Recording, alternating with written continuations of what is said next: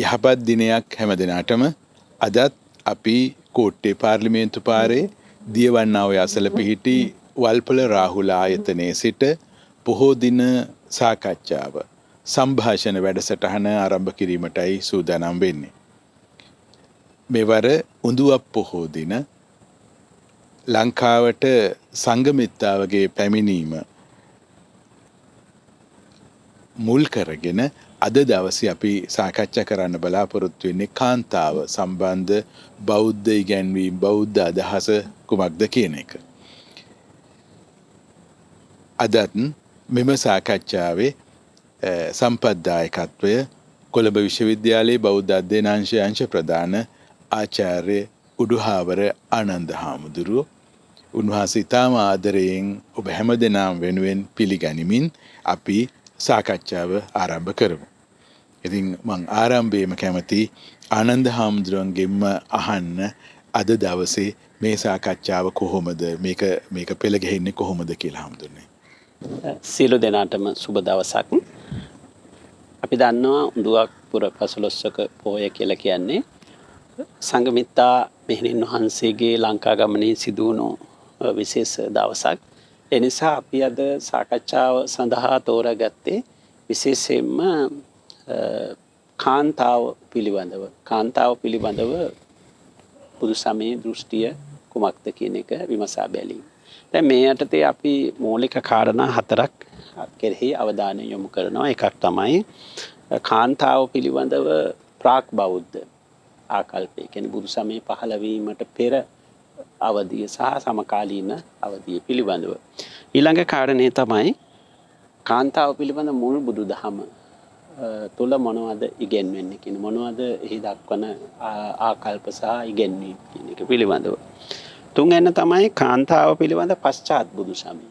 මොකද මේක අපිට ඉතා වැදගත්. මොකද අපිට කරුණු පරීක්ෂා කරනකොට පැහැදිලි වෙන දෙයක් තමයි මුල් බුදුදහමේ කාන්තාව පිළිබඳව දරන ආකල්පයට වඩා වෙනස් ආකල්ප සහ සංකල්ප සෑහෙන ප්‍රමාණයක් පශ්චාත් බුදු සමය තුල අපිට හඳුනා ගන්න පුළුවන් මූලාශ්‍ර වලින්ම සහ විවහාරයේ තුල. ඊළඟට අවසාන කාරණේ තමයි කාන්තාව පිළිබඳ වර්තමාන ආකල්ප. ඒකට බුදු සමය මූලික කරගත්ත ඉගෙන්වීම් අනුගමනය කරන සමාජයක මේ සම්බන්ධයෙන් තියෙන වර්තමාන ආකල්පය නැත්නම් කාන්තාව පිළිබඳ වර්තමාන සමාජයේ දෘෂ්ටිය කුමක්ද කියන එක පිළිබඳව. ඒකට අපේ සමස්ත සාකච්ඡාව ඉදිරියට ගලාගෙන යන්නේ මේ කියන ප්‍රධාන කාරණා 4 මූලික කරගෙන. හැමදෙන්නේ මම හිතන්නේ මේක බලන අයට ඊටාම වැදගත් හාමුදුරු ප්‍රාග් බෞද්ධ තත්වයේ ඉඳලා වර්තමානයේ දක්වා. එතකොට මේකේ තියෙනවා දැන් ගොඩක් වෙලාවට හාමුදුරනේ අපිට පේනවා සමහර ධර්ම දේශනා කරන අය තුලින් පවා මේ කාලයත් එක්ක සිදු වුණු වෙනස ගැන අවබෝධයක් නැහැ. මේ තියෙන ඔක්කොම බුදුහාමුදුරු දේශනා කරා නැත්නම් බුද්ධ කාලයේ කියලා වගේ දකින්න එක. මේක ඊටාම වැදගත් හාන්නේ මේක මම හිතනවා අපි බරපතල විදිහට සමාජගත කරන්න ඕන මේ ඓතිහාසික වර්ධනයක් තියෙනවා. එතකොට කොයි කාලේ කොයි අන්න එහෙම සලකලා තේරුම් ගන්න. ඒ නිසා මම හිතන්නේ හාමුදුරන්ගේ මේ පෙළගස්වන විදිහ ඉතාම වැදගත්. මම හිතනවා පොදු සමාජයට වගේම හැදෑරීම් කරන අයට. හඳුනේ කාන්තාව පිළිබඳ මේ ප්‍රාග් බෞද්ධ තත්වය කොයි වගේද මොන වගේද පේන්නේ? ප්‍රාග් බෞද්ධ තත්වය කියලා අපි කියන්නේ බුදු සමයේ පහළ වීමට පෙර අවධිය. ඒ කියන්නේ විශේෂයෙන්ම වෛදික බ්‍රාහ්මණ අවධිය. එතකොට වෛදික යුගයේ කාන්තාව පිළිබඳව දෘෂ්ටිය සහ බ්‍රාහ්මණ යුගයේ කාන්තාව පිළිබඳ දෘෂ්ටිය තමයි මෙතනදී අපි ප්‍රාග් බෞද්ධ කාන්තාව පිළිබඳව සාකච්ඡා කිරීමේදී අදාළ කරගන්නේ. දැන් ಭಾರತೀಯ සංස්කෘතිය අපි විමර්ශනය කරාම විශේෂයෙන්ම ප්‍රාග් බෞද්ධ සංස්කෘතිය මේ ප්‍රාග් බෞද්ධ සංස්කෘතිය තුළ තියෙන එක විශේෂ ලක්ෂණයක් තමයි එක පැත්තකින් ස්ත්‍රිය අවතක්සේරු කිරීමේ ඉගැන්වීම තියෙනවා. ඒ එක්කම ස්ත්‍රීත්වයේ ඇගයීමට ලක් වෙන ඉගැන්වීමක් තියෙනවා. ඒකට මේ දෙකම සම්මිශ්‍රණය වෙච්ච සංස්කෘතියක් තමයි අපිට හම්බ වෙන්නේ. විශේෂයෙන්ම අපිට පේනවා මොහෙන්ජෝදාරෝ සහ හරප්පා ශිෂ්ටාචාරය වගේම වෛදික යුගයේ ගත්තොත් එහෙම ආදි අවස්ථාවේ වෛදික යුගයේ කාන්තාවට යම්කිසි සැලකිය යුතු ගෞරවයක් සහ විශේෂ තැනක් ලැබිලා තියෙනවා.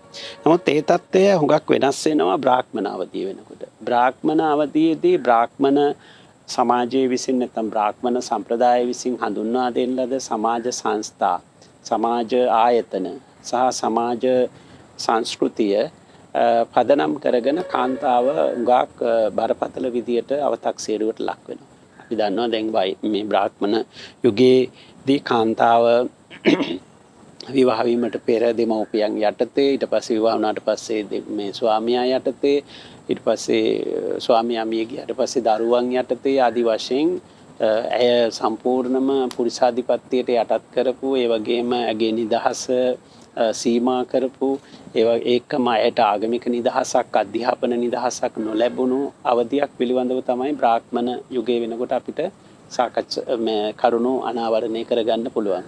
හැබැයි මේ අතර සමහර අපිට අවස්ථා තියෙන සමහර නිදසුන් තියෙනවා. සමහර කාන්තාවන්ට යම් යම් වරප්‍රසාද ලැබිලා තියෙනවා. ඒකට ඒ නිසා මේ අපිට පේන්නේ මේ ප්‍රාග් බෞද්ධ සංස්කෘතිය තුළ මේ සමාජය තුළ කාන්තාව පිළිබඳව ආකල්පය හරි හොඳ සහ නරක දෙකම මිශ්‍ර වෙච්ච මිශ්‍ර තත්වයක් අපිට හඳුනා ගන්න පුළුවන්. ඒ වගේම දැන් මේ වෛදික සහ බ්‍රාහ්මණ යුගවලට පස්සේ ඒ අවධිවලට පස්සේ අපිට ಭಾರತೀಯ ආගමික ඉතිහාසය පරීක්ෂා කරාම එක සන්ධිස්ථානයක් තමයි ශ්‍රමණ සංවිධානය. ඒකට බ්‍රාහ්මණ සංවිධානයට ප්‍රතිවිරුද්ධව ගොඩනැගෙන සංවිධානය තමයි ශ්‍රමණ සංවිධානය. මේ ශ්‍රමණ සංවිධානය තුළ තිබුණු පොදු ලක්ෂණයක් තමයි අර බ්‍රාහ්මණ සංවිධානය තුළ ඉගැන්වූ සමහර ආගමික සංකල්ප සමාජයේ පිළිබඳව, ඒ කියන්නේ ස්ත්‍රී පුරුෂයන් පිළිබඳව ඉදිරිපත් කරපු සංකල්ප සහ අදහස් ශ්‍රමණ සම්ප්‍රදාය විසින් ප්‍රතික්ෂේප කරනවා. ඒතර ශ්‍රමණ සම්ප්‍රදාය හැම විටම අර සාම්ප්‍රදායික චින්තනයෙන් ඔබට ගිහිල්ලා ටිකක් ප්‍රගතිශීලී අදහස් දරපු කණ්ඩායමක් තමයි මේ ශ්‍රමණ සම්ප්‍රදාය නියෝජනය කරන්නේ. ඒතර මේ ශ්‍රමණ සම්ප්‍රදාය නියෝජනය කරන ප්‍රධානම ආගමික ධාරා දෙකක් තමයි ජෛන සම්ප්‍රදාය සහ බුදු සමය කියන්නේ. එතකොට අපිට හම්බ වෙනවා ජෛන සම්ප්‍රදාය තුළ කාන්තාවට විශේෂ තැනක් ලැබිලා තියෙනවා. එතකොට අපි දන්නවා විශේෂයෙන්ම ජෛන සම්ප්‍රදාය ආරම්භ වෙන්නේ බෞද්ධ සම්ප්‍රදායට ඉස්සෙල්ලා. නිසා ජෛන සම්ප්‍රදාය පැරණි. ශ්‍රමණ සම්ප්‍රදාය තුළ පැරණි සංවිධානයක් තමයි ජෛන සම්ප්‍රදාය. ඊට පස්සේ තමයි බුදු සමය. එතකොට මේ ජෛන සම්ප්‍රදාය හුඟක් කාන්තාවන්ට නිදහස ලබා දුන්නු ආගමික සංවිධානයක්. අපි දන්නවා ඒ ජෛන භික්ෂුණී ශාසනය ගත්තොත් එහෙම. එතකොට ඒ ජෛන භික්ෂුණී ශාසනය බෞද්ධ භික්ෂුණී ශාසනයට පෙර පටන් ගන්න එකක්. ඒ වගේම ඒ ජෛන භික්ෂුණී ශාසනය තුළ ස්ත්‍රී පුරුෂයන්ට සියලු දෙනාටම ඒ සමාජය තුළ සැලකිය යුතු ගෞරවයක් ලබා දීලා තියෙනවා. ඒ එක්කම මේ විශේෂයෙන්ම ඔය ශ්වේතාම්බර ජෛන සම්ප්‍රදාය තුළ කාන්තාවන්ට පැවිදි වෙන්න සහ විමුක්තිය සාක්ෂාත් කරන්න අවස්ථාව හදලා දීලා තියෙනවා. එතකොට විශේෂයෙන්ම ජෛන මේ විමුක්තිය පිළිබඳ ඉගැන්වීම් වලදී, ඒ වගේම ජෛන මේ කර්මය පිළිබඳ ඉගැන්වීම් වලදී මේ ස්ත්‍රී පුරුෂ භාවය සැලකිල්ලට ගන්නෙ නෑ. කියන්නේ ස්ත්‍රියට වෙනම පිළිවෙලකුත් පුරුෂයාට වෙනම පිළිවෙලකුත් ගැන කතා කරන්නේ. ඒකට අපිට පේනවා බුදු සමය පහළ වීමට පෙර කාන්තාව පිළිබඳව යම් ප්‍රගතිශීලී තත්ත්වයක් අපිට දකින්න ලැබෙන්නේ පැහැදිලිවම ජෛන සම්ප්‍රදාය තුළ. ඊට පස්සේ එනවා බුදු සමය. ඒතර බුදු සමය එනකොට බුදු සමයේ ආකල්පය අර ජෛන සම්ප්‍රදායටත් වඩා තවදුරටත් ඉස්සරහට යනවා. ඒතර බුදු සමයේ හඳුන්වා දුන්නාට පස්සේ බුදු සමය පහළ වුණ මේ ආරම්භයත් සමගම කාන්තාවන්ට තවත් සමාජ වරප්‍රසාද, ඒ වගේම ඒ බෞද්ධ සංවිධානය තුළ කාන්තාවන්ට වැඩි නිදහසක්, ගෞරවයක්, සමානාත්මතාවය, ඒ නිසි සැලකිල්ල මේ දේවල් ලැබෙනවා. එතකොට අපිට ගත්තොත් එහෙම මේ වෛදික යුගයටත් වඩා බ්‍රාහ්මණ යුගයටත් වඩා ජෛන සහ බෞද්ධ අවධිය වෙනකොට හුඟක් දියුණු තත්ත්වයක් කාන්තාව සම්බන්ධයෙන් තියෙනවා. තවත් මෙතනදී මතක කළ යුතු විශේෂ කාරණයක් තමයි මේ ජෛන සහ බෞද්ධ කියන එක ශ්‍රමණ සම්ප්‍රදාය නියෝජනය කරන ප්‍රධාන ආගමික ධාරාවන් දෙකක්. ඒතර මේ දෙකේ මට පරීක්ෂා කරනකොට පැහැදිලි වුණු දෙයක් මේක පුළුල් අධ්‍යයනයක් නෙවෙයි දල වශයෙන් කරපු අධ්‍යයනයක්. කිසියම් කෙනෙකුට පුළුවන් ජෛන භික්ෂුණී සම්ප්‍රදාය සහ ජෛන භික්ෂුණී ශාසනය සහ බෞද්ධ භික්ෂුණී ශාසනය පිළිබඳව යම්කිසි හොඳ පරිශ්‍රණයක් කරන්න තුලනාත්මකව. මොකද සමානස්කම් විශාල ප්‍රමාණයක් තියෙනවා. දැන් උදාහරණයක් හැටියට ගත්තොත් එහෙම අපේ අෂ්ටගරු ධර්මවල තියෙනවනේ භික්ෂුණියක් භික්ෂුවකට නොඇඳිය යුතුයි කියලා. ඒකම ජෛන සම්ප්‍රදායෙත් තියෙනවා. ජෛන භික්ෂුණියක් භික්ෂුවකටද භික්ෂුව භික්ෂුණියට නේද? ඔව් භික්ෂුවක් භික්ෂුණියකට නොඇඳිය යුතුයි කියන එක. එතකොට ඒක ජෛන සම්ප්‍රදායෙත් තියෙනවා. එතකොට මේ දැන් අපේ අෂ්ටගරු ධර්මවල තියෙනවනේ භික්ෂුවක් භික්ෂුණියකට නොඇඳිය යුතුයි කියලා. ඒකම ජෛන සම්ප්‍රදායෙත් තියෙනවා. එතකොට ජෛන භික්ෂුවක් ජෛන භික්ෂුණියකට නොඇඳිය යුතුයි කියන එක. ඊළඟට ජෛන භික්ෂුණියක් තනිව වාසය නොකළ යුතුයි කියන එක. ඒක අපෙත් තියෙනවා. භික්ෂුණීන් උදකලා වාසයට යොමු කරන්න එපා කියලා කියනවා. ඒකට භික්ෂු ආරාම සහ භික්ෂුණී ආරාම එකම සීමාවක තිබිය යුතු කියන එක. දෙපැත්තක එකම පරිසරයක කිට්ටු තැනක තිබිය යුතුයි කියන එකකින් කියන්නේ භික්ෂු ආරාමවල ආරක්ෂාව සහිතව තිබිය යුතුයි කියන එක ඒකෙන් අදහස් කරන්නේ. ඊළඟට භික්ෂුණීන් වනගත ප්‍රදේශවල තනියෙන් ජීවත් නොවිය යුතුයි කියන එක ජෛන සම්ප්‍රදාය තුලත් තියෙනවා. එතකොට අපිට පේනවා මේ විදියට ගත්තම මේ සම්ප්‍රදාය දෙකම සමාන ලක්ෂණ තියෙනවා. ඒකට හේතුව තමයි මේ සම්ප්‍රදායන් දෙකම බිහි වෙන්නේ එක කාලයක එක සමකාලීන තත්ත්වයක්. ඒතර මේ ජෛන සහ බෞද්ධ සම්ප්‍රදාය තුල විශේෂ දැනක් ලැබෙනවනේ කාන්තාවට. එතකොට හැබැයි මේ එක පැත්තකින් දැවැන්ත සමාජ විරෝධයක් තියෙනවා අර පැත්තෙන් බ්‍රාහ්මණ සම්ප්‍රදාය. ඒතර වෛදික බ්‍රාහ්මණ සම්ප්‍රදාය ඉගෙනවීම එක්ක දැඩි පීඩනකාරී තත්ත්වයක් තියෙනවා. එතකොට මේ පැත්තෙන් ජෛන සහ බෞද්ධ සම්ප්‍රදාය තුළ ප්‍රගතිශීලී බවක් තියෙනවා. එතකොට මේ සම්ප්‍රදායික තත්ත්වය සහ මේ ප්‍රගතිශීලී කඳවුරු දෙක අතර ලොකු ගැටුමක් තිබුණු බව ඒකෙන් පේනවා. ඒ නිසා බුදු සමය සහ ජෛන සමය කාන්තාව පිළිබඳව සාකච්ඡා කරනකොට සහ කාන්තාවන්ගේ අයිතිවාසිකම් සහ විශේෂයෙන්ම එහි පැවිදි සංවිධානය පිළිබඳව කරුණු ඉදිරිපත් කරනකොට අර සමකාලීන තත්ත්වය හුඟක් සැලකිල්ලට ගෙන තියෙන බව පේනවා. ඒක පැහැදිලිව පේනවා. දැන් ජෛන සමයේත් තියෙනවා කෛවල්‍ය ඥානය ස්ත්‍රීන්ට අවබෝධ කරගන්න බෑ කියන එක. ඒකට අපෙත් දැන් බහුධාතුක සූත්‍රය වගේ තියෙනවා ස්ත්‍රීන්ට බුදු වෙන්න බෑ කියන එක. නමුත් මේ වගේ මූලික ඉගැන්වීම් වලට ගියාම ඒ අදහස නිෂ්ප්‍රභ වෙනවා. මොකද ඒ ජෛන දර්ශනය ගත්තත් එතකොට බෞද්ධ දර්ශනය ගත්තත් ඒ වගේ දාර්ශනික ඉගැන්වීම් වලට ගියාම අර ස්ත්‍රී පුරුෂ භාවය නැත්තම් අපේ විමුක්ති මාර්ගය තුල එහෙම එකක් අපිට පේන්නේ නැහැ. ඒකට අපිට පේනවා මධ්‍යස්ථව අපි කරුණු විමර්ශනය කළොත් අපිට පේනවා මේ ප්‍රාග් බෞද්ධ තත්ත්වය. එතකොට වෛදික අවධිය එක අවස්ථාවක්. වෛදික අවධිය බ්‍රාහ්මණ අවධියට වඩා තරමක් දියුණු තත්ත්වයක් තියෙනවා. වැඩි වරප්‍රසාද ප්‍රමාණයක් කාන්තාවන්ට ලැබිලා තියෙනවා වෛදික යුගයේ. ඒ තත්ත්වය සම්පූර්ණයෙන්ම නැති වෙනවා බ්‍රාහ්මණ අවධිය වෙනකොට. ඒකට ආපහු ජෛන සහ බුදු සමය නියෝජනය කරන ශ්‍රමණ සංවිධානය තුළ ඊට වඩා හුඟක් ප්‍රගතිශීලී සහ ඉදිරි ගමනක් අපිට පෙන්වනවා. මේක තමයි අපිට දල වශයෙන් හඳුනා ගන්න පුළුවන් කාන්තාව පිළිබඳ ප්‍රාග් බෞද්ධ තත්ත්වය. මම හිතන්නේ නරඹන අයට පේනවා ඇති මේකේ ඓතිහාසික වර්ධනයක් තියෙනවා. එතෙන්දී වෛදික පශ්චාත් වෛදික ඊට පස්සේ බ්‍රාහ්මණ ඊළඟට ශ්‍රමණ. එතකොට ශ්‍රමණ කියන අවස්ථාව මේ ඒ තිබුණු අධිපති චින්තනයට අභියෝග කරන කාලයක්.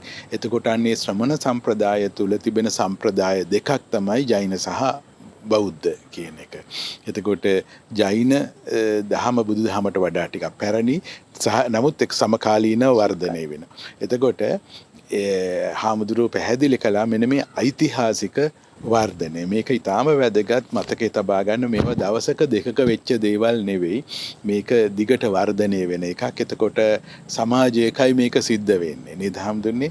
ඉතින් අන්න ඒ පරිසරයේ ඒ අවබෝධය ඊටාම වැදගත්.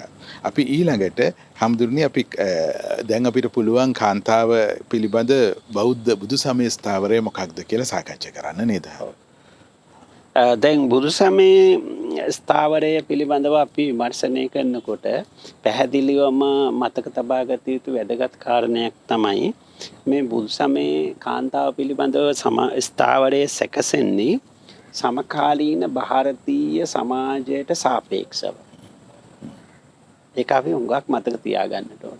දැන් තියෙන තත්ත්වේ නැත්තම් මේ 19 සියවසෙන් පස්සේ ඇතිවෙච්ච කාන්තාව පිළිබඳ නිදහස නැත්තම් යුරෝපයේ ඇතිවන ස්ත්‍රීවාදයේ මූලික කරගත්ත සමාජ පරිවර්තනයන් සහිත සමාජයක් නෙමෙයි ඒ කාලේ තිබුණේ. ඊටාම සාම්ප්‍රදායිකවාදී අර මේ අධිපතිවාදී සංස්කෘතියක් තියෙන සමාජයක්. ඒතකොට ඒ සමාජයක මේ සම්බන්ධ කාරණා කතා කරනකොට ඊටාම විවාදාපන්නයි. ප්‍රතිවිරෝධතා නිරන්තරයෙන්ම නැගෙනවා. එතකොට ඒ ප්‍රතිවිරෝධතාවලට ප්‍රතිචාර දක්වමින් තමයි බුදු සමයේ ස්ථාවරය සැකසෙන්නේ. දැන් මේකට මම එක සරල උදාහරණයක් විතරක් පැහැදිලි කරන්නම්.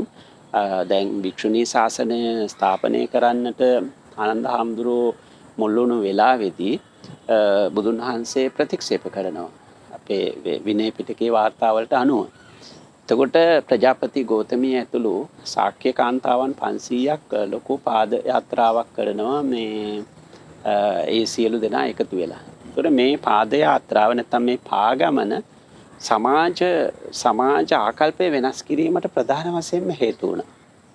ඒතර මේ ඊටාම සිව්මැලි මේ ධනවත් සුඛෝපභෝගී ඒ වගේම ඉහළ සමාජ ස්තරයක් නියෝජනය කරන මේ කාන්තාවන් මේ විදිහට මහමග ඉස මුඩු කරගෙන මේ පාදයාත්‍රාවේ යෙදෙනකොට ඒක සමාජයේ අනුකම්පාව ලබා ගැනීමට එක හේතුවක් වුණා. ඒ නිසා ඒ සමාජ ආකල්පය වෙනස් කිරීම බුදුන් වහන්සේට මේ භික්ෂුණී ශාසනය ස්ථාපනය කිරීමට තවත් පහසු වුණා. ඒ නිසා අපි බලන්නට ඕන ඒ පසුබිමේ ඉඳගෙන. ඊළඟට අෂ්ටගරු ධර්මයේ හඳුන්වා දීමත් ඇත්ත වශයෙන්ම දැන් අපිට කලින් පැහැදිලි කරපු විදිහට ජෛන සම්ප්‍රදාය තුලත් ඒක තියෙනකොට අපිට පේන්නේ. ඒකට මේ සමකාලීන සමාජයට සාපේක්ෂව තමයි මේ පැනවීම කරලා තියෙන්නේ කියන එක අපිට පැහැදිලිව හඳුනා ගන්න පුළුවන් යම් පමණකට නිගමනය කරන්න පුළුවන්. ඊළඟ එක තමයි කාන්තාව පිළිබඳව ඒ මුල් බුදු සමයේ එන දෘෂ්ටිය විමර්ශනය කිරීම ඉතාම වැදගත්. මොකද අපිට මේකෙන් තමයි බුදු සමයේ කාන්තාව පිළිබඳව පැහැදිලි නිරවුල් සහ නිවැරදි ස්ථාවරය අනාවරණය වෙන්නේ. ඒතර මේ මුල් බුදු සමයේ කාන්තාව සහ පශ්චාත් බුදු සමයේ කාන්තාව පිළිබඳව තුලනාත්මකව අධ්‍යයනය කරාම අපිට ආරම්භයේදීම ඔබ වහන්සේ කිව්වා වගේ වෙනස් වීමේ සංදිස්ථාන සහ වෙනස් වූ කාරණා මොනවාද කියලා හඳුනා ගන්න පුළුවන්. ඒක ඉතාම වැදගත්. එතකොට අපි ආයුත්තේ කොතෙන්ද? අපි අපේ ස්ථාවරය ශක්තිමත් කළ යුත්තේ නැත්නම් අපේ ස්ථාවරය තබාගත යුත්තේ කොතනද කියන එක පිළිබඳව. අපේ අනන්‍යතාවය තියාගත යුත්තේ කොතනද කියලා අපිට තීරණය කරන්න පුළුවන්. එතකොට ඒක නිසා මේ මුල් බුදු සමයේ කාන්තාව පිළිබඳව අධ්‍යයනය කිරීම අපිට වැදගත් වෙනවා. එතකොට මේ මුල් බුදු සමයේ කාන්තාව පිළිබඳව ඉගැන්වීම ගත්තොත් එහෙම අධීර කීපයකට සාකච්ඡා කරන්න පුළුවන්. එකක් තමයි බිරිඳක් විදියට. ඒ වගේම මාවක් විදියට, උවැසියක් විදියට සහ මෙහෙණියක් විදියට. එතකොට මේ අවස්ථා හතරටම අදාළ ඉගැන්වීම් අන්තර්ගත වෙලා තියෙනවා. බිරිඳක් කොහොමද බිරිඳ පවුල තුළ ක්‍රියාත්මක වෙන්නේ? ඇයගේ සදාචාරය, ඒ වගේම ඇයගේ දැනුම, ඇයගේ ශික්ෂණය, එතකොට ඇයගේ සමාජ තත්ත්වය, ඇගේ භූමිකාව පිළිබඳව සාකච්ඡා කරලා තියෙනවා සිංහලෝවාද සූත්‍රයේ වගේ සූත්‍රවල. ඊළඟට මාවකගේ භූමිකාව සාකච්ඡා කරලා තියෙනවා. ඒ වගේම උවැසියක් විදිහට කොහොමද ඒකට ඒ කියන්නේ බුදුදහම පිළිගත්ත උවැසියක් විදිහට ඇය උපාසිකාවක් විදිහට කොහොමද ක්‍රියාත්මක වෙන්නේ. ඒ වගේම ඇය මේ බෞද්ධ පැවිදි සංවිධානයට ඇතුළත් වුණු මෙහෙණියක් විදිහට කොහොමද ඇයගේ භූමිකාව කියන එක පිළිබඳව. ඒතර මේ වගේ අධීර කීපයක් අපිට හඳුනා ගන්න පුළුවන්. ඊළඟට මුල්බුත් සමයේ අපි දන්නවා පැහැදිලිවම දේව නිර්මාණවාදී ප්‍රතික්ෂේප කරන ඉගැන්වීමක්. ඒ කියන්නේ බුදු සමයේ කොහොමද දේව නිර්මාණවාදී පිළිගන්නේ නැහනේ. දේව නිර්මාණවාදී ප්‍රතික්ෂේප කරනවා. එතකොට ඒ දේව නිර්මාණවාදී ප්‍රතික්ෂේප කරන බුදුදහම තුළ කිසිසේත්ම ස්ත්‍රිය හෝ පුරුෂයා දෙවියන්ගේ නිර්මාණයක් හැටියට පිළිගන්නේ නැහැ. එතකොට කාන්තාව පිළිබඳ දෘෂ්ටිය බුදු සමයේ ඉදිරිපත් කරන්නේ මනෝවිද්‍යාත්මක හා මානවවාදී ලක්ෂණ වලින්. ඒතර මේ ස්ත්‍රීත්වය අව탁සේරු කරන ඉගැන්වීමක් මුල් බුදුදහම සූත්‍රවල අපිට හම්බ වෙන්නේ නැහැ. ඒ වගේම විමුක්තිය හෝ සදාචාරය සම්බන්ධයෙන් විශේෂත්වයක් දක්වලා නැහැ. දැන් අපි දන්නවා ආර්ය ශ්‍රාංගික මාර්ගය ගත්තොත් එහෙම ආර්ය ශ්‍රාංගික මාර්ගය තුල ඒ ප්‍රතිපදාව අනුගමනය කිරීමේදී ස්ත්‍රී පුරුෂ භාවය සලකන්නේ නැහැ. සීල සමාධි ප්‍රඥා කියන ත්‍රිවිධ ශික්ෂාව පූර්ණේ කරනකොට එතන ස්ත්‍රී පුරුෂ අනන්‍යතාවයක් නැහැ. ඒක ඊටාම වැදගත්. ඒ කියන්නේ බෞද්ධ දර්ශනය තුළ මේක ප්‍රතික්ෂේප කරලා තියෙනවා. ස්ත්‍රියට ස්ත්‍රී පුරුෂ අනන්‍යතාවය පිළිගන්නවා. නමුත් විමුක්තිය සම්බන්ධයෙන් මේ ඒක තීරණාත්මක සාධකයක් වෙන්නේ නැහැ. නමුත් සමහර ආගමික ඉගැන්වීම් වල ස්ත්‍රියගේ ආගමික විමුක්තිය පුරුෂයාගේ ආධිපත්‍යයට යටත් කරලා තියෙනවා. ඒතකොට ස්ත්‍රියගේ ආගමික විමුක්තිය පුරුෂයා හරහා ගිහිල්ලා දිනාගත යුතු දෙයක් හැටියට දක්වලා තියෙනවා. බුදුදහම එහෙම නැහැ. ඒතකොට ඒක විශේෂ ප්‍රගතිශීලී ඉගැන්වීමක්. ඒක වැදගත් කාරණයක්. ඊළඟට ස්ත්‍රීත්වය අව탁සේරු කරන ඉගැන්වීම් අපිට හම්බ වෙන්නේ නැහැ. තවත් වැදගත් දෙයක් තමයි කර්මය පිළිබඳව ඉගැන්වීම. ඒ කියන්නේ සදාචාරය සම්බන්ධයෙන්. ස්ත්‍රියට වෙනත් රීතියකුත් පුරුෂයාට වෙනත් රීතියකුත් ඉදිරිපත් කළා නැහැ. දැන් අපි දන්නවා කර්මය පිළිබඳව ගත්තොත් එහෙම චේතනහම් භික්කවේ කම්මං වදාමි චේතයිත්වා කායේන වාචා මනසා කම්මං කරෝති. ඒක ස්ත්‍රී පුරුෂ අනන්‍යතාවයක් නෑ එතන. එතන පුද්ගලයා කියන අනන්‍යතාවය. මිනිසා පුද්ගලයා කියන. එතකොට ඒම ගත්තම කර්මය පිළිබඳව මුල් බුදුදහමේ ඉගැන්වීම තුලත් ස්ත්‍රිය හෝ පුරුෂයාට විශේෂ තත්ත්වයක් දක්වලා නැහැ. එතකොට කර්මයේ විපාකත් ස්ත්‍රියට එක විදිහක් පුරුෂයාට තව විදිහක් එහෙම දක්වලත් නැහැ. ඒක එක විශේෂ කාරණයක්. ඊළඟට දැන් මේ අපිට තව කාරණයකට අපි අවධානය යොමු කරන්නට ඕන මේ භික්ෂුණී ශාසනය ආරම්භ කරාට පස්සේ. ඒතර භික්ෂුණී ශාසනය ආරම්භ කරාට පස්සේ භික්ෂුණීන්ට යම් විශේෂ ශික්ෂාපද පනවලා තියෙනවා. උදාහරණයක් විදිහට අෂ්ටගරු ධර්මයේ වගේ ඒවා. ඒ වගේම පරාජිකා ගත්තොත් එහෙම පරාජිකා භික්ෂුණීන්ට 8ක් දක්වලා තියෙනවා. භික්ෂුණීන්ට 4යි භික්ෂුණීන්ට 8යි.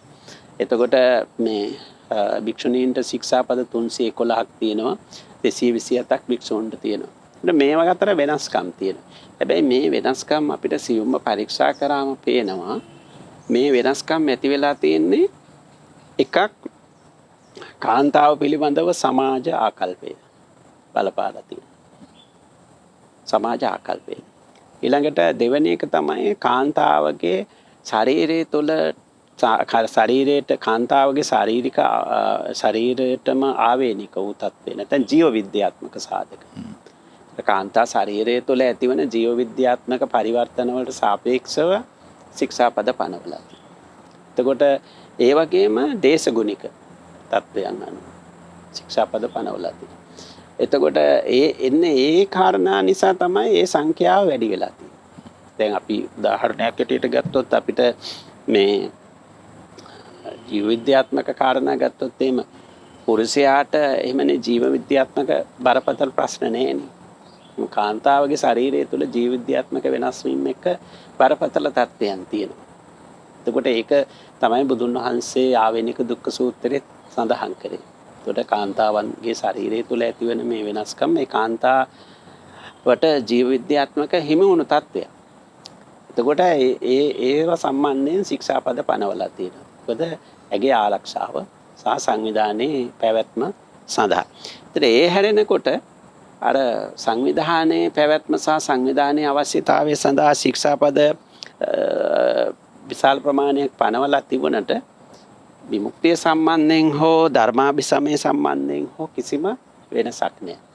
දැන් සමකාලීන භාරතයේ ස්ත්‍රීන්ගේ ධර්මාභිසමය පිළිබඳව විශාල විවාදයක් තිබුණනේ.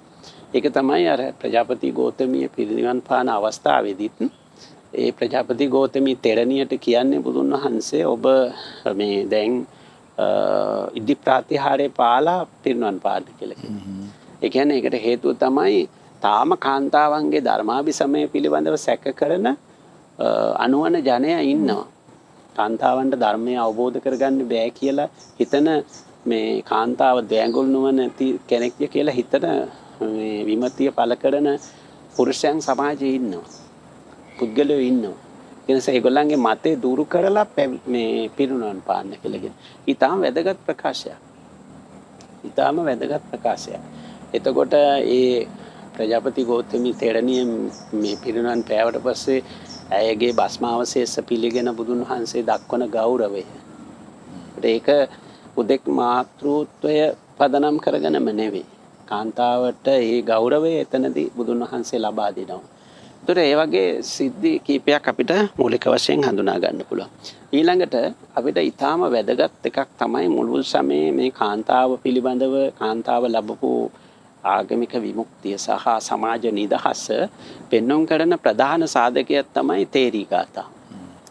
මේ තේරී ගාථාවල හඳුරන්නේ තේර ගාථාවලට වඩා වෙනස්. මේ තේරී ගාථා දැන් තේර ගාථා ගත්තොත් එimhe තේර ගාථාවල තියෙන්නේ ඇත්තටම සමාජයේ යථාර්ථය පෙන්නනවා අඩුයි. සමාජයේ කටුක බව දුක්ඛදායක බව පෙන්නනවා අඩුයි. ඒ තේර ගාථාවල හුඟක් තියෙන මේ ඒ තෙරවරුන්ගේ උදානවල තියෙන්නේ ස්වභාවික පරිසරය, ඒ ලස්සන සුන්දරත්වය ගැන කතා කරලා තියෙනවා. නමුත් තේරී ගාථාවල සම්පූර්ණයෙන්ම ඊට වඩා වෙනස් සමාජ යථාර්ථයක් වෙනවා. මොකද මේ තේරී ගාථාවල ඉන්න තෙරණිවරු විවාහ වෙලා හිටපු අය, ඒ විවාහ සංස්ථාව තුළ දැඩි විදිහට පීඩනයට ලක් වෙච්ච අය, එතකොට දරුවෝ අහිමි වෙච්ච අය, යුද්ධයෙන් ස්වාමියා මැරුණ අය, ඊළඟට ලෙඩ රෝග වලට වයසට ගිහිල්ලා විවිධ ආබාධ වලට ලක් වෙච්ච අය, ඒ වගේම අபிසාරිකාවන් විදිහට නගර සෝබනියන් හැටියට මේ ජීවත් වුණු අය. එතකොට මේ වගේ විශාල සංකීර්ණ සමාජ සංස්ථා ගණනාවක් නියෝජනය කරපු විවිධ ස්තරයේ කාන්තාව තමයි මේ තේරී ගාථාවල අපිට හමු වෙන්නේ. ඒතර මේ තේරී ගාථා හොඳට සියුම්ව පරීක්ෂා කරනකොට පේනවා ඔවුන්ගේ පෙර ජීවිතයේ ඔවුන් ලැබපු දුක්ඛදායක අත්දැකීම් විස්තර කරනවා. ගෘහය තුල, ගෘහ ආර්ථිකය තුල, ගෘහ කළමනාකරණය තුල ඔවුන් පීඩනයට ලක් වුණු හැටි. ඒ වගේම සමාජය තුල ඔවුන් ගැරහුමට ලක් වුණු හැටි. සමාජය තුල තිබුණු අනාරක්ෂිත බව. ඒතර මේ කාරණා ගණනාවක් මේ තේරී ගාථා වලින් අපිට හඳුනා ගන්න පුළුවන්.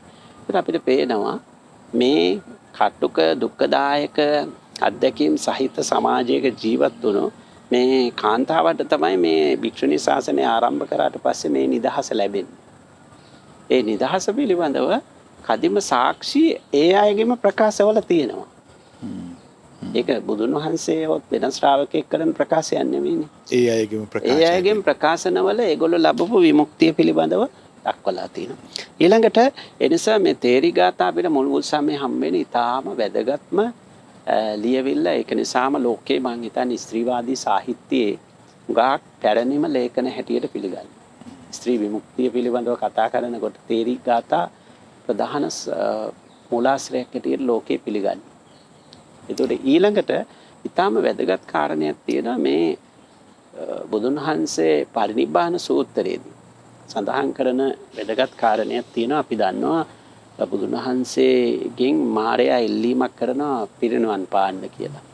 ඒකට මුල් වතාවේ ආවම බුදුන් වහන්සේ කියන්නේ නෑ මගේ තව භික්ෂු භික්ෂුණී උපාසක උපාසිකා සිව් පිරිස තාම මේ ධර්මය අවබෝධ කරගෙන තාම ස්ථාවරත්වයට පත් වෙලා නෑ. ඒගොල්ලෝ ස්ථාවර තත්වයට පත් වෙනකම් මම පිරිනිවන් පාන්නේ නෑ කියලා. ඒකට දෙවෙනි පාරේ ඉල්ලීම කරනකොට පරිනිබ්බාන සූත්‍රයේ සඳහන් වෙන විදිහට බුදුන් වහන්සේක පිළිගන්නවා. එතනදී උන්වහන්සේ ප්‍රකාශ කරන්නේ ඔව් දැන් මගේ භික්ෂු භික්ෂුණී උපාසක උපාසිකා සිව් පිරිසම දැන් සෑහෙන ස්ථාවරත්වයට පත් වෙලා තියෙනවා. ඒ නිසා මම ආරාධනාව පිළිගන්නවා. මේකේ අපි කියමුකෝ අර ඒකේ පුරා කතාව පැත්තකින් තිබ්බොත් මෙහි ඊටාම වැදගත් කාරණයක් අවධාරණය වෙනවා. ඒ තමයි මේ ශාසනය කියන එක, මේ සංවිධානය කියන එක තුළ භික්ෂු භික්ෂුණී උපාසක උපාසිකා කියන සිව් පිරිසම හරියට කුළුණු 4ක් වගේ. මේ රෝද 4ක් වගේ. මේ ඔක්කොටම දීලා තියෙන එක සමාන වගකීම්.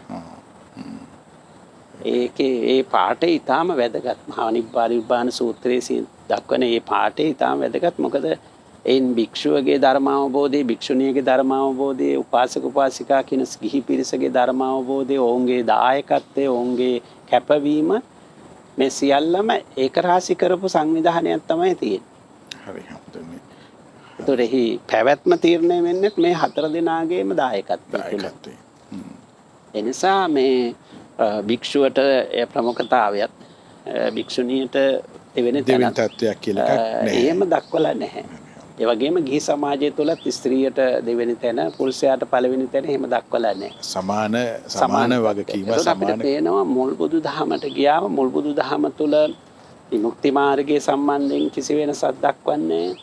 ඒ වගේම කර්මයේ පිළිබඳව ඉගැන්වීමේද වෙනසක් දක්වන්නේ නැහැ. ඒ වගේම සමාජ වරප්‍රසාදවල වෙනසකට තියෙන්නේ භික්ෂුණී සංවිධානයේ පිහිටවීම හා සම්බන්ධ ඒ ශික්ෂාපදවල විතරයි. ඒ වගේම භික්ෂුණීන්ගේ ධර්මාභිසමය පිළිබඳව කිසිම විමතියක් නැහැ. මොකද අපිට හම්බ වෙනවා චුල්ල වේදල්ල සූත්‍රයේ වගේ ගියාම ධම්මදින්නා වගේ ඊටාම දියුණු දාර්ශනික අදහස් සහිත මෙහෙණිවරු හම්බ වෙනවා.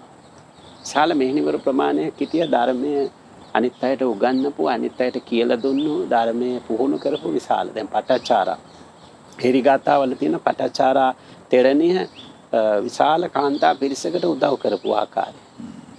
ඇය තවත් කාන්තාවන් පැවිදි කරමින් ඔවුන්ට මඟ පෙන්වපු ආකාරය පිළිබඳ.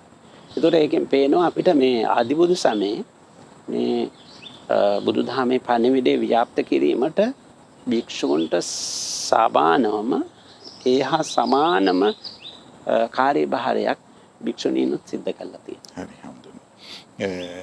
හම්දුනේ.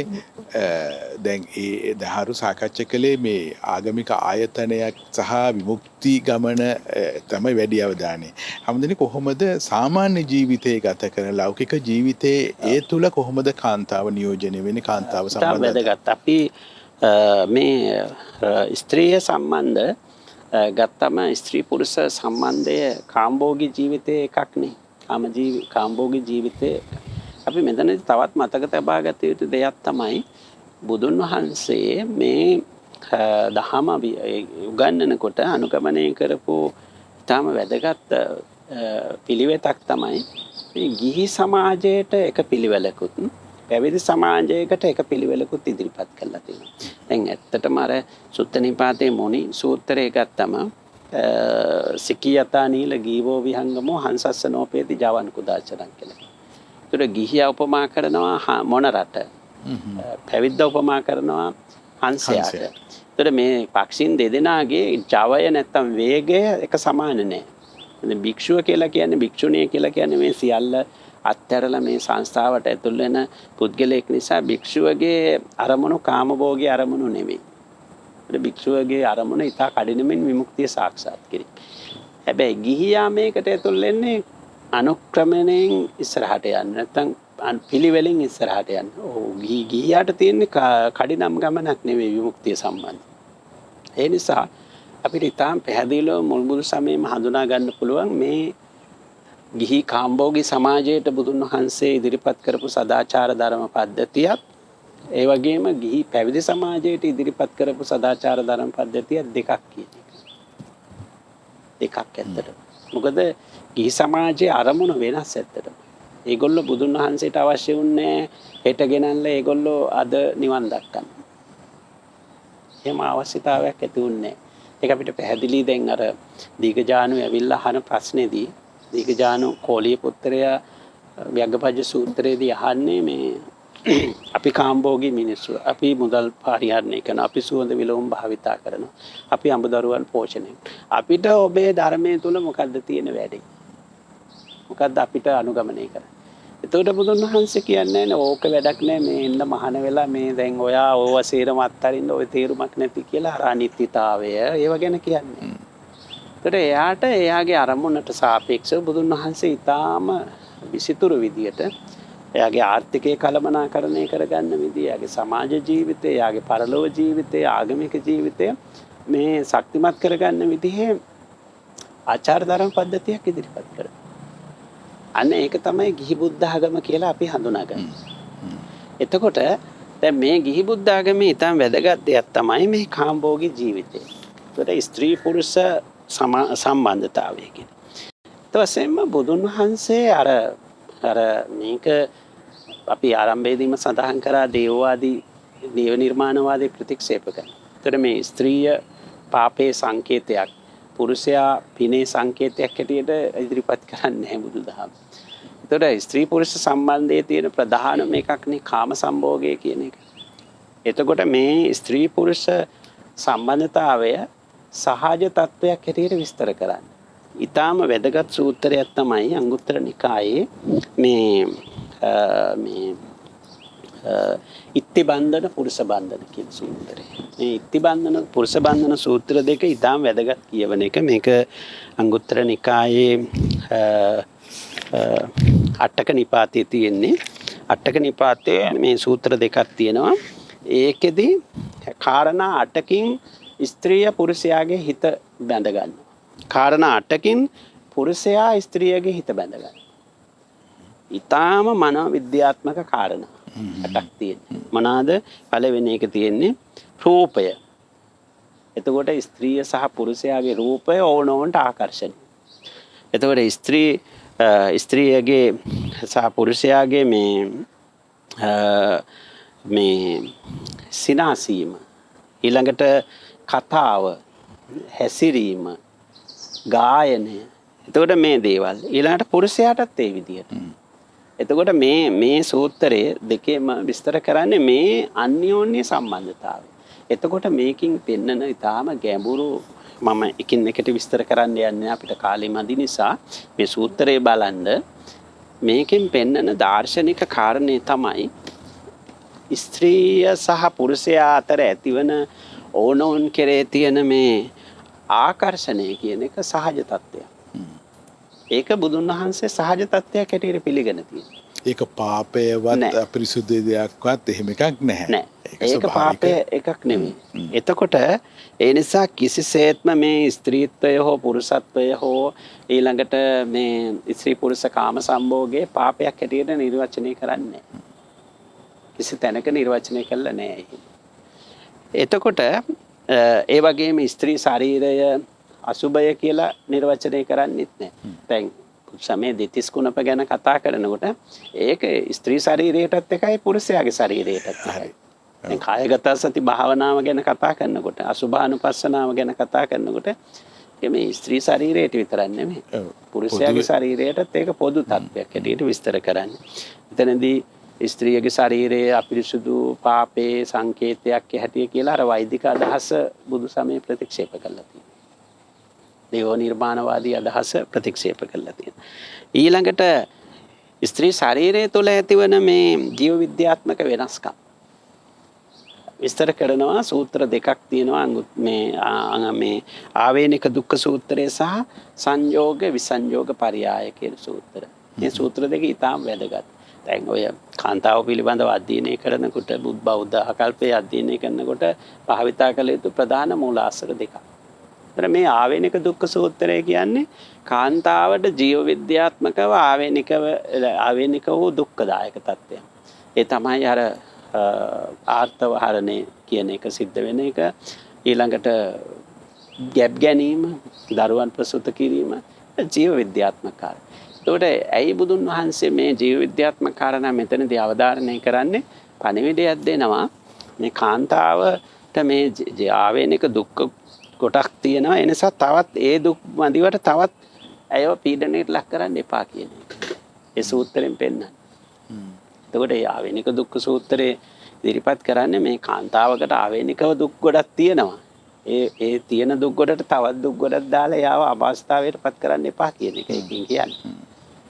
එතකොට ඒක ජීව විද්‍යාත්මක කාරණයක්. ඒතර ඒක පාපේ කාරණයක් නෙමෙයි කියන එක. ඊළඟට දැන් අපිට පේනවා පස්සේ කාලේ අපිට ඒක තව ඉදිරියට කතා කරන්න පුළුවන්. ඔය ස්ත්‍රී ශරීරය තුළ ඇතිවන ජීවෝද්‍යාන වෙනස්කම් සමහර ආගම්වල කතා කරන්නේ අසුද්ධ දෙයක් හැටියට. අසුබ දෙයක් හැටියට. ඒක නිසා ඒකට පස්සේ කාලෙදී ආගමික තහංචි පනවලා තියෙනවා. ආගමික ස්ථානවලට ඇතුල් වීම, ආගමික සංකේත අතපත ගෑම, එතකොට ඒ වගේ තැන්වලට යෑම තහනම් කරලා තියෙනවා. තහංචි පනවලා තියෙනවා.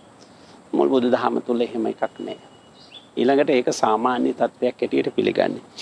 ඊළඟට අර වහන්සේ අහපු එකටම අදාළවම මේ සාමාන්‍ය ජීවිතය ගත්තොත් ස්ත්‍රී පුරුෂ ආකර්ෂණය සහ ස්ත්‍රී පුරුෂ කාම සම්භෝගය කියන එක බුදුදහම පිළිගන්නේ මෛතුනේ පිළිබඳ චිත්තාභිසංකාරයක් හැටියට. කාම තණ්හා කියන එක ඒක අවස්ථාවක්. දැන් තණ්හාවනේ දුකට මූලික හේතුව. ඒ කාම තණ්හා, භව තණ්හා, විභව තණ්හා කියන මේ තණ්හා තුනෙන් කාම තණ්හාව එක අවස්ථාවක් තමයි ස්ත්‍රී පුරුෂ කාම සම්භෝගය පිළිබඳව චිත්තාභිසංකාරය. ඒ පිළිබඳව තියෙන මානසික සහ කායික බැඳීම්. මානසික සහ කායික අවශ්‍යතාවය කියන්නේ. ඒක සංඛාර ධර්මයක් ගන්න. චිත්ත සංඛාරයක් විදිහට ගන්න. ඒක පාපයක් හැටියට විස්තර කරන්නේ. හැබැයි ඒක දුක්ඛදායකයි. මොකද ඒක තෘෂ්ණාව කාම තණ්හානේ. ඒක දුක්ඛදායකයි. ඒකේ සැපදායක අත්දැකීම් වගේම දුක්ඛදායක අත්දැකීම්ත් තියෙනවා. ඒක තමයි යථාර්ථය. නමුත් බුදුන් වහන්සේ කිසිසේත්ම කියලා නෑ ඒක මේ පාපයක්ය. ඒක මේ සමාජයෙන් බැහැර කළ යුතු එහෙම එකක් ඉදිරිපත් කරන්නේ. එහෙම එකක් ඉදිරිපත් කරොත් එහෙම ලෝකේ පැවැත්මක් නැහැනේ. ඔව්. කියන්නේ මිනිසාගේ පැවැත්ම සිද්ධ වෙන්නේ, ජීවින්ගේ පැවැත්ම සිද්ධ වෙන්නේ මවසා පියා ස්ත්‍රී පුරුෂ කාම සම්භෝගයේ ප්‍රතිඵලයක් ඇටියෙ. එතකොට දැන් මෙන්න මේක අපි ඊටාම වැදගත් තේරුම් ගන්නට ඕන. ඒ නිසා මේක ගැන අපි කතා කරනකොට මේක අර වෙනත් ආගමික හා වෙනත් ඉගැන්වීම් වලට වල ඉදිරිපත් කරන ආකාරයේ ආදානග්‍රහයි නැත්තම් අසුභවාදී දෘෂ්ටියකින් නෙමෙයි මේක විස්තර කරන්නේ. ඒක සාමාන්‍ය තත්ත්වයක්. සාමාන්‍ය තත්ත්වයක්. නමුත් බුදුදහමේ ඊටාම වැදගත් දෙයක් තියෙනවා. ස්ත්‍රී පුරුෂ ආකර්ෂණය පදනම් කරගත්ත මේ කාමීය හැඟීම් සන්තරපණය කර ගැනීමේදී අපිට බුදුන් වහන්සේ ඉදිරිපත් කරලා තියෙන සදාචාර ධර්ම පද්ධතිය. අන්න ඒක තමයි වැදගත්. මේ සදාචාර ධර්ම පද්ධතියෙන් කරන්නේ මොකද්ද? පවුල තුල රැකවරණය ලැබෙනවා. ස්ත්‍රියගේ ආත්ම ගරුත්වයට හානි වෙන්නේ නැහැ. ස්ත්‍රියට සමාජ සුරක්ෂිතතාවයක් සැලසෙනවා. ළමයින්ට කුඩා ළමයින්ට ආරක්ෂාව සැලසෙනවා. එතකොට නීතිය සහ සදාචාරයේ සමාජය තුල ස්ථාපනය. එතකොට මේ කාම සම්භෝගයේ පිළිබඳව බෞද්ධ සදාචාර ධර්ම උගන්වලා තියෙන්නේ මෙන්න මේ කියන අපේ තියෙන අර සහජ තිරිසන් ගතිය පාලනය කළා අපි හුඟක් දියුණු ශිෂ්ටාචාර සම්පන්න මිනිස්සු විදියට ඒ අත්දැකීම බෙදා ගන්න විදිහට පුහුණු කරන්න ඕන නිසා තමයි ඉදිරිපත් කරලා තියෙන්නේ. එතකොට ඒක අර මුලින්ම ගිහි සමාජයේ භ්‍රමචර්ය දැක්ුවේ නැහැ. දැන් ඒගොල්ලන්ට භ්‍රමචර්ය ශික්ෂාව දක්වලා තියෙන පොයට විතරනේ. පොය දවසට විතරයි. අබ්‍රහ්මචර්යාව වෙනවා. ඒතර ඒගොල්ලන්ට අනිත් දවස්වල කාමේසු මිච්ඡාචාර. ඒක තමයි සදාචාරය. ගිහි සදාචාරය. එතකොට ඒගොල්ලෝ ඒ කවදා හරි දවසක කාමය හා සම්බන්ධ තෘෂ්ණාවෙන් ඒගොල්ලන්ට නිදහස් වෙන්න අවශ්‍ය නම් අවබෝධයෙන් යුක්තව ඒකේ යථාර්ථයේ තේරුම් අරගෙන අන්න එතකොට බ්‍රහ්මචර්ය ප්‍රතිපදාවට ඒගොල්ලෝ යනවා. ඒක ස්තර දෙකකදී ඉදිරිපත් කරනවා. මේක අපි ඊටාම වැදගත් තේරුම් ගන්නට ඕන මේ එනිසා මේ ස්ත්‍රී පුරුෂ සම්බන්ධය ආකර්ෂණය ඕනෝන් අතර බැඳීම අතිශය ජීව විද්‍යාත්මක හා සාමාන්‍ය කාරණයක්. ඒ වගේම ඒක දැන් කතා කරනකොට උනත් හරි පරිස්සමින් කතා කරන්න ඕන එකක් නේද? දැන් ඒ කිසියම් විමුක්ති මාවතකට එන කෙනෙකුගේ හැසිරීමයි සාමාන්‍ය ජීවිතේ ගත කරන කෙනාගේ එතකොට ඒ සදාචාර සීමාව තුළ ඒ අය සතුටින් සිටිය යුතුයි. ඒකට කිසිම විදිහකට ආගම මැදිහත් නොවිය යුතුයි නේද? එහෙම එකක් වෙන්නේ නැහැ. යම් කෙනෙක් ඊට එහා විමුක්තිය සොයා යනවා නම් අන්න ඒකට අදාළ වන තත්ත්වයන් වෙනස්ව තියෙනවා. ඊටම වැදගත්. ඒක මුල්බුල් සමයේ පැහැදිලිවම නිර්වෝල්ව ඉදිරිපත් කරලා තියෙනවා. දැන් භික්ෂුන් වහන්සේලාට සහ භික්ෂුණීන් වහන්සේලාට පනවලා තියෙන ශික්ෂාපද සහ ආචාර ධර්ම පද්ධතිය ගත්තම සම්පූර්ණයෙන්ම ඒ වගේ වැළකී යුතු කාරණා හැටියට විස්තර කරලා තියෙන දැන් පරාජිකා සංඝාදිශේෂ වගේ වට ගියාම පේනවා. ඒක භික්ෂු සංස්ථාවට සහ භික්ෂුණී සංස්ථාවට විතරයි. මොකද ඒගොල්ලන්ගේ අරමුණ විරාගික අරමුණක්. විරාගික අරමුණ. එතකොට මේ අවාසනාවට වෙලා තියෙන්නේ අර භික්ෂූන් සහ භික්ෂුණීන් ඉදිරිපත් කරපු ඒ නිර්දේශ අපේ මේ වර්තමාන සමාජයේ ගිහියටත් ඇතුල් කරන්න හදනවා. ගිහි සමාජයටත් ඒක ආරෝපණය කරන්න යනවා. එතන නේද ඔය ප්‍රශ්නේ තියෙන්නේ. ඒ කියන්නේ ඇත්තටම ගිහියෝ කාම්භෝගී ජීවිත ගත කරන අයනේ. ඒතර ඒගොල්ලන්ට අපි කියන්න ඕන ඔයගොල්ලන්ගේ කාම්භෝගී අරමුණු සංයමයකින් යුක්තව ප්‍රකාශයට පත් කරලා සංයමයකින් යුක්තව සන්තරපණය කරගන්න කියන එක. ඒ කියන්නේ තවත් වෙනත් වචනකින් කියනවා නම් ශිෂ්ට සම්පන්න මිනිස්සු විදිහට ශිෂ්ට සම්පන්නව ඒ චිත්ත වේගය සන්තරපණය කරගන්න. ඒ කායික මානසික අවශ්‍යතාවය සන්තරපණය කරගන්න. ඒක තමයි ගිහි සදාචාරය යටතේ බුදුන් වහන්සේ ඉදිරිපත් කරේ සදාර සන්තුට්ටි කියන්නේ ඒකනේ. සදාර සන්තුට්ටි. අඹුසැමි ප්‍රේමය මූලික කරගෙන ගොඩනැගෙන සදාර සන්තුට්ටියනේ කියන්නේ. එතකොට ඒකෙන් පරිබාහිරට ගිහිල්ලා මේ සදාචාර ව්‍යතික්‍රමණය කරාම අරබුද ඇති වෙනවා.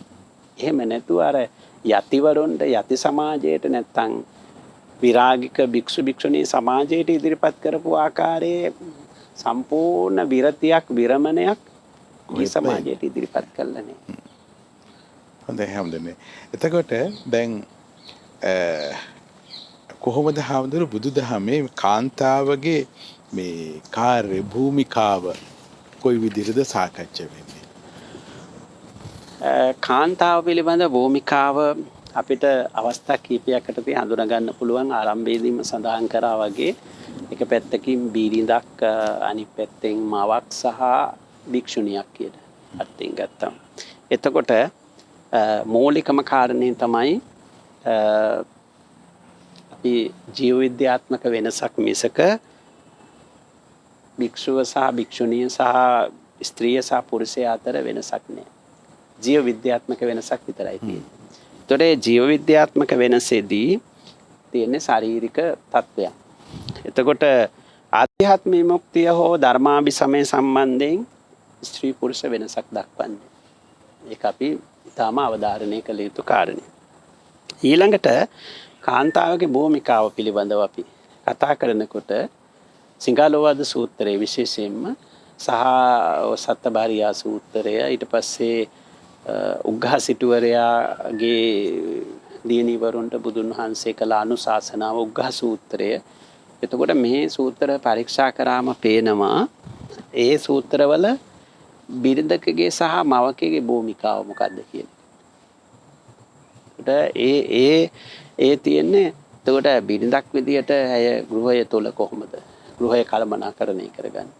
එතකොට ළමයි හදාගන්නේ ළමයි කොහොමද බලාගන්නේ රැක බලාගන්නේ පවුලට රැකවරණ. දැන් බෞද්ධ පවුල් සංස්ථාව පිළිබඳව කතා කරොත් බෞද්ධ අනන්‍යතාවයේ සහිත කතා කරොත් අපිට සිංහල බෞද්ධ සූත්‍රයේ මූලික කරගෙන තමයි කතා කරන්නේ. එතනදී සම්පූර්ණයෙන්ම ගෘහයේ ආධිපත්‍ය පවරලා තියෙන කාන්තාවට. සිංහල බෞද්ධ සූත්‍රයේ බිරිඳට සහ මවට තමයි ප්‍රධාන ආධිපත්‍ය පවරලා තියෙන්නේ. ඒක බෞද්ධ සංස්ථාව තුළ තියෙන එක විශේෂ. මොකද පවුලේ මුළු පවුලටම රැකවරණය සැලසෙන්නේ මවගෙන් සහ බිරිඳගෙන්. ඒ නිසා ඇයට පවුල තුළ ලොකු ගෞරවයක් සහ ප්‍රධාන භූමිකාවක් ලබා දීලා. තවත් දෙයක් මට මේ පාඩේ සම්පූර්ණයෙන්ම උපුටා දක්වන්න බෑ මේ අර ස්වාමියා සහ බිරිඳගේ අන්‍යෝන්‍ය යුතුයකම් ගැන විස්තර කරන තැන්වලදී වචන දෙකක් යොදනවා. එකක් තමයි උපට්ඨා තබ්බං සහ අනුකම්පති කියන එක. ඒකට බිරිඳ ස්වාමියාට අනුකම්පා කළ යුතුයි, ස්වාමියා බිරිඳට උපස්ථාන කළ යුතුයි. වචන දෙක යොදලා තියෙන මේ විදිහට. ඒකට පේනවා බිරිඳ ඒ ගෘහ සමාජය තුළ ඉහළ තත්ත්වයෙන් තියලා තමයි කතා කරන්නේ. පිරිමියා කෙරෙහි අනුකම්පා කරන්න. බිරිඳ ස්වාමියාට අනුකම්පා කළ යුතුයි. ඒක Tamanට සලකන නිසා. ස්වාමියා බිරිඳට උපස්ථාන කළ යුතුයි. ඒකට මේ උපට්ඨාතබ්බ කියලා කියන්නේ මේ ඒකට විශාල කොටසක් ඇතුළත් වෙනවා. ඇයට ආර්ථික වශයෙන් සුරක්ෂිතතාවය සලසන, සමාජයේ වශයෙන් සුරක්ෂිතතාවය සලසන එක, කායික මානසික වශයෙන් සුරක්ෂිතතාවය සලසන එක, සතුටු කරන එක, ඔය ඔක්කොම ඒකට ඇතුල් වෙලා තියෙනවා. දැන් අද අපේ සමාජයේ තියෙන ආකල්පයන්නේ මේ ස්වාමියා බිරිඳට උපස්ථාන නොකළ යුතුයි කියන එක. බෞද්ධ ක්‍රමයට වඩා වෙනස්. තේ දෙන්නේ හොඳ නෑ කියලා. ඒතර ඒ වගේ. එතකොට ඒ නිසා එතන එකක්. ඊළඟ එක තමයි අපිට පේනවා ගෘහ ආර්ථිකයේ තුල කාන්තාවට ලබා දීලා තියෙන ප්‍රමුඛතාවය. ගෘහ කළමනාකරණය තුල කියන එක. ඊළඟට තවත් එහාට ගිහිල්ලා විවාහ සංස්ථාව කියන එක අර දේවවාදී ඉගැන්වීමක වගේ සක්‍රමේන්තුවක් නෙමෙයි. දෙවියොත් එක්ක ඇති කරගන්න ගිවිසුමක් නෙමෙයි. බුදුන් වහන්සේත් එක්ක ඇති කරගන්න ගිවිසුමක් නෙමෙයි. ඒකට බුදුසමය ඉදිරිපත් කරන විවාහය කියලාගෙන හරීම ලිබරල් නිදහස් එකක්. කැමති කෙනෙකුට විවාහ වෙන්න පුළුවන්, අකමැති කෙනෙකුට විවාහ නොවී ඉන්න පුළුවන්. ඒතර විවාහ වුණත් නැතත් ඇගේ ආරක්ෂාව සමාජය තුළ තහවුරු වෙන්නට ඕනේ. ඒකට ඊළඟට විවාහය අනිවාර්ය කළා නෑ. විවාහය සක්‍රමේන්තුවක් නෙවෙයි, දෙවියොත් එක්ක. අදට බුදුන් වහන්සේත් එක්ක ඇති කරගන්න ගිවිසුමක් නෙවෙයි. ඒ වගේම විවාහය වෙලා ඉන්න අකමැති නම් දික්කසාද වීම කියන එකත් බුදු සමයේ එහෙම දික්කසාද වීම පාපයක් හැටියට එහෙම නිර්වචනය කරන්නේ. එතනදිත් නිදහස තියෙනවා. ඒකට ඉන්න බැරි නම් වෙන් වෙලා යන්න. එතකොට ඒ විදියට. ඒතර මේ විදියට ගත්තම අර විවාහය දෙවියොත් එක්ක ඇති කරන ගන්න ගිවිසුමක් නෙවෙයි. දැන් අපි ඒව ගිහිල්ලා පන්සල් වල මේ විවාහ උත්සව තියෙනවා. ඒවා මේ අපි පස්සේ හදාගත්ත ඒවා. ඊට පස්සේම අපේ විහාරස්ථානයේ සහ ඒ මේ විවාහය කියලා කියන්නේ සංස්ථා දෙකක්.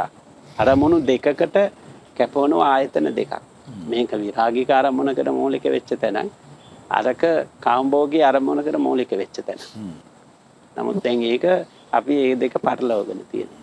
ඒක අපි කරන එක වැරද්දක්. එතකොට ඊළඟට අපිට ආගම විසින් මිනිසුන්ගේ ඒ කාම්භෝගී ජීවිතයට නැත්තම් ගිහියන්ගේ ලිංගික ජීවිතයට අනවශ්‍ය විදියට මැදිහත් වෙලා අපේ සීමාව ඉක්මවලා ගිහිල්ලා තියෙනවා කියන එකත් මම හිතනවා ඔබ වහන්සේ පිළිගන්නවා. ඔව්. ඒකට මේ ඒක අනවශ්‍ය විදියට ඇඟිලි ගහන්න, අනවශ්‍ය විදියට පාලනය කරන්න යෑම. ඒක මුල් බුදුදහමේ එහෙම කන්නේ. බුදුදහම තුළ එහෙම එකක් උගන්වන්නේ. සදාචාර ධර්ම පද්ධතියක් තමයි ඉදිරිපත් කරලා තියෙන්නේ. ඊළඟට මාවකගේ තත්ත්වය ගත්තොත් එහෙම මාවකගේ භූමිකාව අපි දන්නවා මහෝපියන්ගේ යුතුයකම් පිළිබඳව සිංහලවාද සූත්‍රයේ සහ අනිකුත් සූත්‍රවල විස්තර කරන විදිහට මව සහ පියා එක සමාන තත්ත්වයෙන් සැලකන්නේ. ඒ වගේම මවගේ භූමිකාව. ඒකට ඒ තැන්වලදී ප්‍රධාන තැන කාන්තාවට ලැබිලා තියෙනවා. ඒ වගේම මේකට අදාළ තවත් කාරණයක් කියලා මම මේක අවසන් කරන්නම් ප්‍රශ්නෙට. දැන් ගොඩක් ප්‍රශ්නයක් තියෙනවා මේ කාන්තාවන්ට බුදු වෙන්න බෑ කියන එක. බොහොම වැදගත්. අපිට තියෙන ලොකුම ප්‍රශ්නේ ඒක තමයි දැන්. කවුරුත් අහන්නේ නැහැ පුරුෂයෙකුට බුදු වෙන්න. එහෙනම් පුරුෂයෝ දැන් පුරුෂයන්ට බුදු වෙන්න පුළුවන් නම් දැන් තාම බුදු වෙලා නැහැ නේ කවුරුවත්. හැබැයි ඒ ගැන කතා කරන්නේ අර කාන්තාවට බුදු වෙන්න බෑ කියන එක ගැන කතා කරනවා. හැබැයි පුරුෂයෝ කවුරුවත් බුදු වෙලා පෙන්නලත් නැහැ මේ කාන්තාවන්ට බෑ කියන එක. බුදුන් වහන්සේට පස්සේ නම් බුදු වෙලා පෙන්වන්න ඕනේ. ඔව් ඒක තමයි. කාන්තාවට නම් බෑ මෙන්න අපිට පුළුවන්. අපි බුදු වෙලා දැන් කියලා. එහෙම එක්කුත් නැහැ. ඇත්ත වශයෙන්ම මේක එන්නේ මගේ නම් අදහස සමකාලීන මතයක්. ඒ කියන්නේ චෛන සමයේ තියෙනවා මේ කයිවල්ලේ ඥානය ස්ත්‍රීන්ට ලබා ගන්න බෑ කියලා. නමුත් ඒක පස්සේ කාලේ වෙනස් වෙලා තියෙනවා. ශ්වේතාම්බර එකය තුළ ඒක ප්‍රතික්ෂේප කළා තියෙනවා. ඒ අදහසම මේ බෞද්ධාතික සූත්‍රයේ තියෙනවා. ඒකට තනතුරු කීපයකට යන්න බෑ කියලා. සක්‍ර වෙන්න බෑ, බ්‍රහ්ම වෙන්න බෑ, බුද්ධ වෙන්න බෑ කියලා කියනවා. නමුත් බුදුන් වහන්සේගේ ආර්ය ශ්‍රාංගික මාර්ගය ඒ සදාචාර ධර්ම පද්ධතිය හරියට භාවිතා කළොත් ඒ සදාචාර ඉගැන්වීම ප්‍රායෝගිකව ක්‍රියාත්මක කළොත් මම හිතන්නේ ස්ත්‍රීන්ගේ ධර්මාභිසමය පිළිබඳව කිසිම ඇතර මෙතෙක් ආපු සාකච්ඡාවෙත් ඒ ජීව විද්‍යාත්මක දෙයක් මිස වෙන කිසිදු වෙනසක් නැහැනේ. එතකොට මේක විතරක් වෙනස් වෙන්නේ කොහොමද? කොහොමද කියන්නේ. දැන් ප්‍රජාපති ගෞතමී තෙරණිය පිරිනිවන් පාන වෙලාවෙම කියනවානේ. බුදුන් වහන්සේ කියන මේ කාන්තාවන්ගේ ධර්මාභිසමය පිළිබඳව සැකයක් තියෙනවා. ඒක දුරු කරන්න. එතකොට දැන් අපි ගත්තොත් එimhe අතීන්ද්‍රිය ඥානය ප්‍රගුණ කරපු මෙහෙණිවරු විශාල ප්‍රමාණයක් හිටියනේ. ඉර්ධි ප්‍රාතිහාර්ය පාන්න පුළුවන්. ඒ අතීන්ද්‍රිය ඥානය අභිඥාලාභීන් හිටියනේ. ඒතොර එහෙම තත්වයක හිටියනවා. ධ්‍යාන සමාපatti උපදවාගත්ත මෙහෙණිවරු හිටියනවා. ඒ ගැන සාධක තියෙනවා නම්. ඒකට අරගෙන අයි අපි කතා කරන්නේ තේරුමක් නැහැ නේද? මම මේක අපේ සමකාලීන ආපු අදහසක් කියන එකයි. මොකද මේක ජෛන සමයේත් තියෙනවා. ජෛන සමයේත් ඒ විදිහටම තියෙනවා. ඉතින් ඒ නිසා මේ කාන්තාව පිළිබඳව මුල් බුදුදහම අපි ගත්තොත් ඒ මුල් බුදුදහම තුළ මේ බිරිඳක් මාවක් මෙහෙණියක් කියන භූමිකා තුන විශේෂ තැනක් දක්වලා තියෙනවා. ඒකම අර මම කලින් සඳහන් කරපු ගිහි සමාජය තුළ ස්ත්‍රී පුරුෂ සම්බන්ධතාවයේ බැඳීම ඒක සාමාන්‍ය කාරණයක් මිසක ඒක ආගමික කාරණයක් බවට පත් කළා නැහැ. හමුදේ කාන්තාව ගැන මේ දැන් පශ්චාත් බෞද්ධ සමයේ මම හිතන්නේ හරි වැදගත් කතා කරන එක නේද? කොහොමද පශ්චාත් තත්ත්වය අපි කතා කරනකොට ඇත්ත වශයෙන්ම ඊටම වැදගත්. දැන් මේ අකණ්ඩ ගලා යෑම ඉතිහාසයේ සහ මේ මූලාශ්‍ර ඉතා ඉවසීමෙන් කියවන කෙනෙකුට අපි හැමදාම අපේ සාකච්ඡාවලදී අවධාරණය කරන්නේ මේ අපේ මේ අදහස් වලින් නතර වෙන්න එපා කියන එකනේ. වංශ නිතරම කියන්නේ ඕන කෙනෙකුට මේ මූලාශ්‍ර පාවිච්චි කරලා තව ඉස්සරහට යන්න පුළුවන්. අපේ මතේ නිෂ්ප්‍රභ කරන්නත් පුළුවන්. ඊට වඩා තව ප්‍රගතිශීලී අදහස් ඉදිරිපත් කරන්නත් පුළුවන්. මේක මේ සාකච්ඡාව වචනේ පරිසමාප්තාර්ථයෙන්ම පරිපූර්ණ අංග සම්පූර්ණ අවසාන නිස්තාව හැටියට එහෙම එකක් නෑ. ඇත්තටම එහෙම අපි කිව්වොත් අපි අතින් වෙන්නේ වරදක් නේද? අපි පුළුවන් තරම් විවෘත කරනවා. මේක දිහා බලන්න පුළුවන් විදි වලින් බලනවා. අනිත් අයටත් ආරාධනා කරනවා මේක බලන්න. මෙන්න මූලාශ්‍රයනේ. මේ කතා කරන්නේ හිතලු නෙවෙයි නේද? එතකොට දැන් පශ්චාත් බුදු සමය ගත්තම පශ්චාත් බුදු සමයේ අපිට පේන දෙයක් තමයි පශ්චාත් බුදු සමයේ මේ ආකල්පය ගොඩනැගීමට මූලික වශයෙන් කාරණා දෙකක් බලපාලා තියෙනවා. එකක් තමයි වෛදික ආభాසය සහ Hindu බලපෑම කියන එක. තම ආගමික කණ්ඩායම් වල බලපෑම මේකට එකතු වෙලා තියෙනවා. ඒතකොට අපේ පශ්චාත් බුදු සමයේ කාන්තාව පිළිබඳව ගොඩනගෙන ආකල්පයට අර සමාජ බලපෑම තියෙනවා. ඒක එක කාරණා. ඒක පසුබිමේ තියාගෙන තමයි අපි තේරුම් ගන්නට ඕනේ.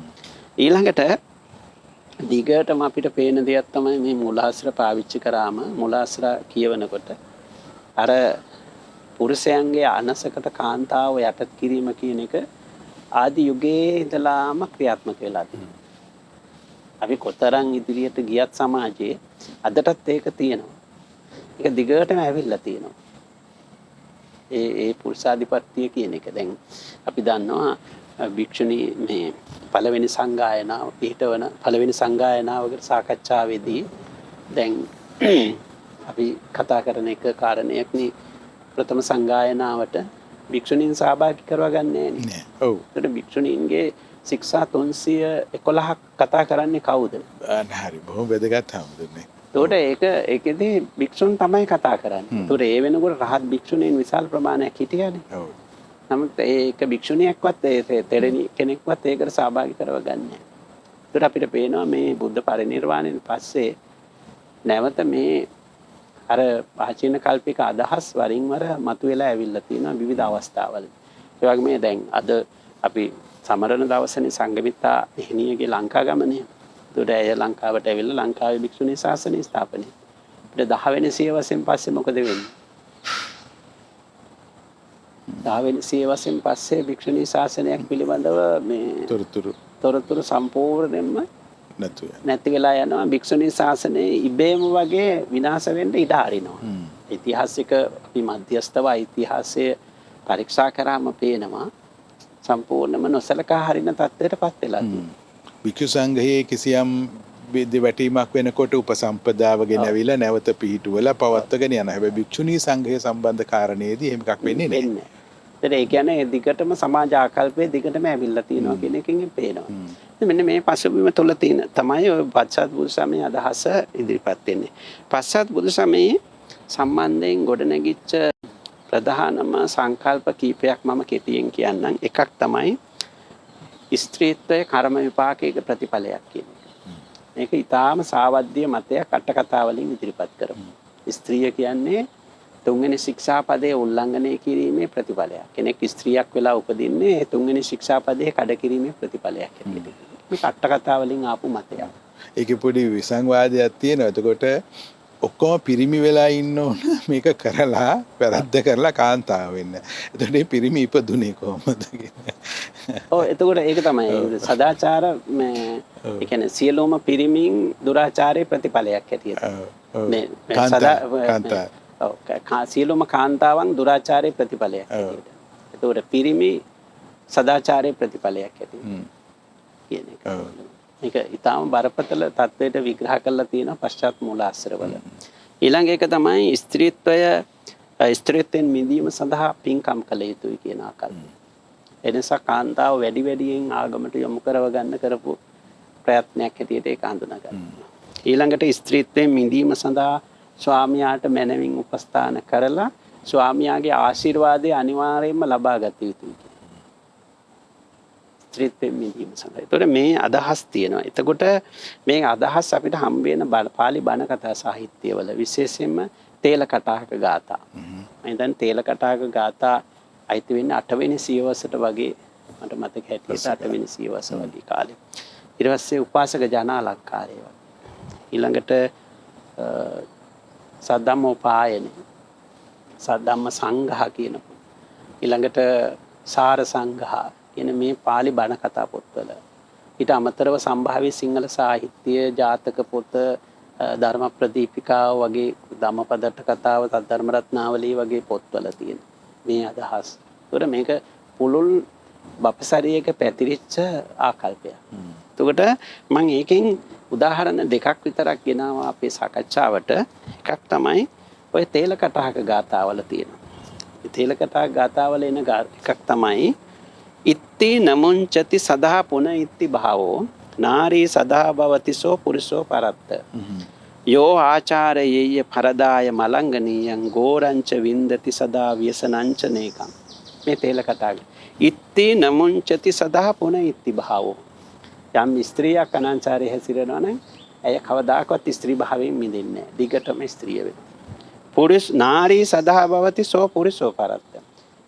සෝ පුරිසෝ පරත්ත නාරී සදා භවති. යම් කිසි පුරුෂයෙක් අනාචාරයේ හැසිරෙනවා නම් එයා හැමදාම ස්ත්‍රියක්. කියන මේ අදහස මේ තේල කටහක ගාතාවට. මේක පසු කාලේට ආපු ගත් කතුවරු සහ බණ පොත් රචකයන් දේශකයන් ඒක බරපතල විදිහට සමාජගත කරලා තියෙනවා.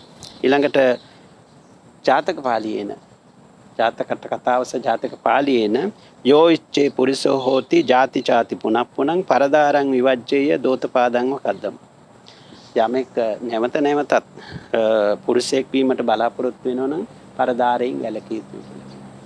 යා ඉච්ඡේ පුරිසෝ හෝති ජාති චාති පුනප්පුනං. යම් කිසි කාන්තාවක් නැවත නැවත පුරුෂයෙක් වෙන්න බලාපොරොත්තු වෙනං සාමිකං අපචායේය ඉන්දංව පරිචාරකං. ඒ කියන්නේ සක්‍රයාට උපස්ථාන කරන ඔහුගේ බිරිඳ වගේ තමන්ගේ ස්වාමියාට උපස්ථාන කළ යුතුයි.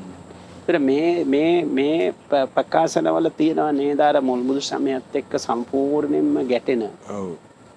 සංයෝග විසංයෝග පරියාය සූත්‍රයේ උගන්වන කාරණයට වඩා සම්පූර්ණ වෙනස් කාරණයක් නේද මෙතන කියන්නේ. ඒකට මුල්මුදු සමයේ ගැන්වන කර්මය පිළිබඳව තුන්වෙනි ශික්ෂාපදයේ ආදීනව විස්තර කරන තැනදී ස්ත්‍රී පුරුෂ වෙනසක් නැහැ.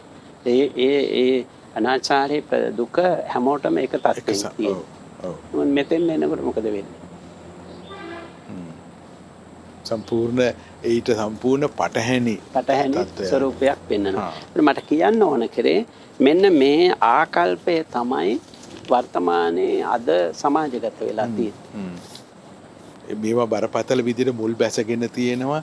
ඊළඟට වැඩිහිටි සමාජවල මගේ පුද්ගලික අත්දැකීමුත් තියෙනවා හාමුදුරනේ. ඒ කියන්නේ වැඩිහිටි පිරිමියා මං ඔබට මොකද පිරිමියෙක් වෙන්න වරන් දෙන්නේ නැහැ. ඔය වගේ මේක මේ බලයක් පිරිමියා සතු බඳ එහෙම දැකලා තියෙනවා බොහොම වයසක වැඩිහිටිය අය අතර. ඒ කියන්නේ මේවා මුල් බැසගෙන තියෙනවා. මම පැවිදි වෙන්නත් කලින් තමයි මේවා මේ ගිහි සමාජي දැක්කේ. ඒ කියන්නේ මේ කියන අදහස් ඒ තරම් බරපතලව සමාජගත වෙලා තියෙනවා. එතකොට මේක ගැන වංශේ කිව්ව වගේ මම මේ මෑත කාලේ ඉඳම ඒ ගැන අධ්‍යයනය කරා. ඔය කාන්තාවෝ කීප දෙනෙක් සහභාගී කරගෙන. එතකොට මේ ආකල්පය හුඟක් කාන්තාවන් තුළ තියෙන එක. ඒතකොට ඒ කියන්නේ සමාජගත කරලා තියෙනවා. ඒතකොට ස්ත්‍රිය කියන්නේ පාපේ සංකේතයක් හැටියට. ස්ත්‍රිය පාපේ. එතකොට ස්ත්‍රියගේ ජීව විද්‍යාත්මක වෙනස්කම්, ශාරීරික වෙනස්කම්, අසුබ, පාපේ දේවල්, අසුද්ධ, ආගමික වශයෙන් තහංචි, ඒවා අය නිසා ආගමික ස්ථානවලට යන්න දෙන්නේ.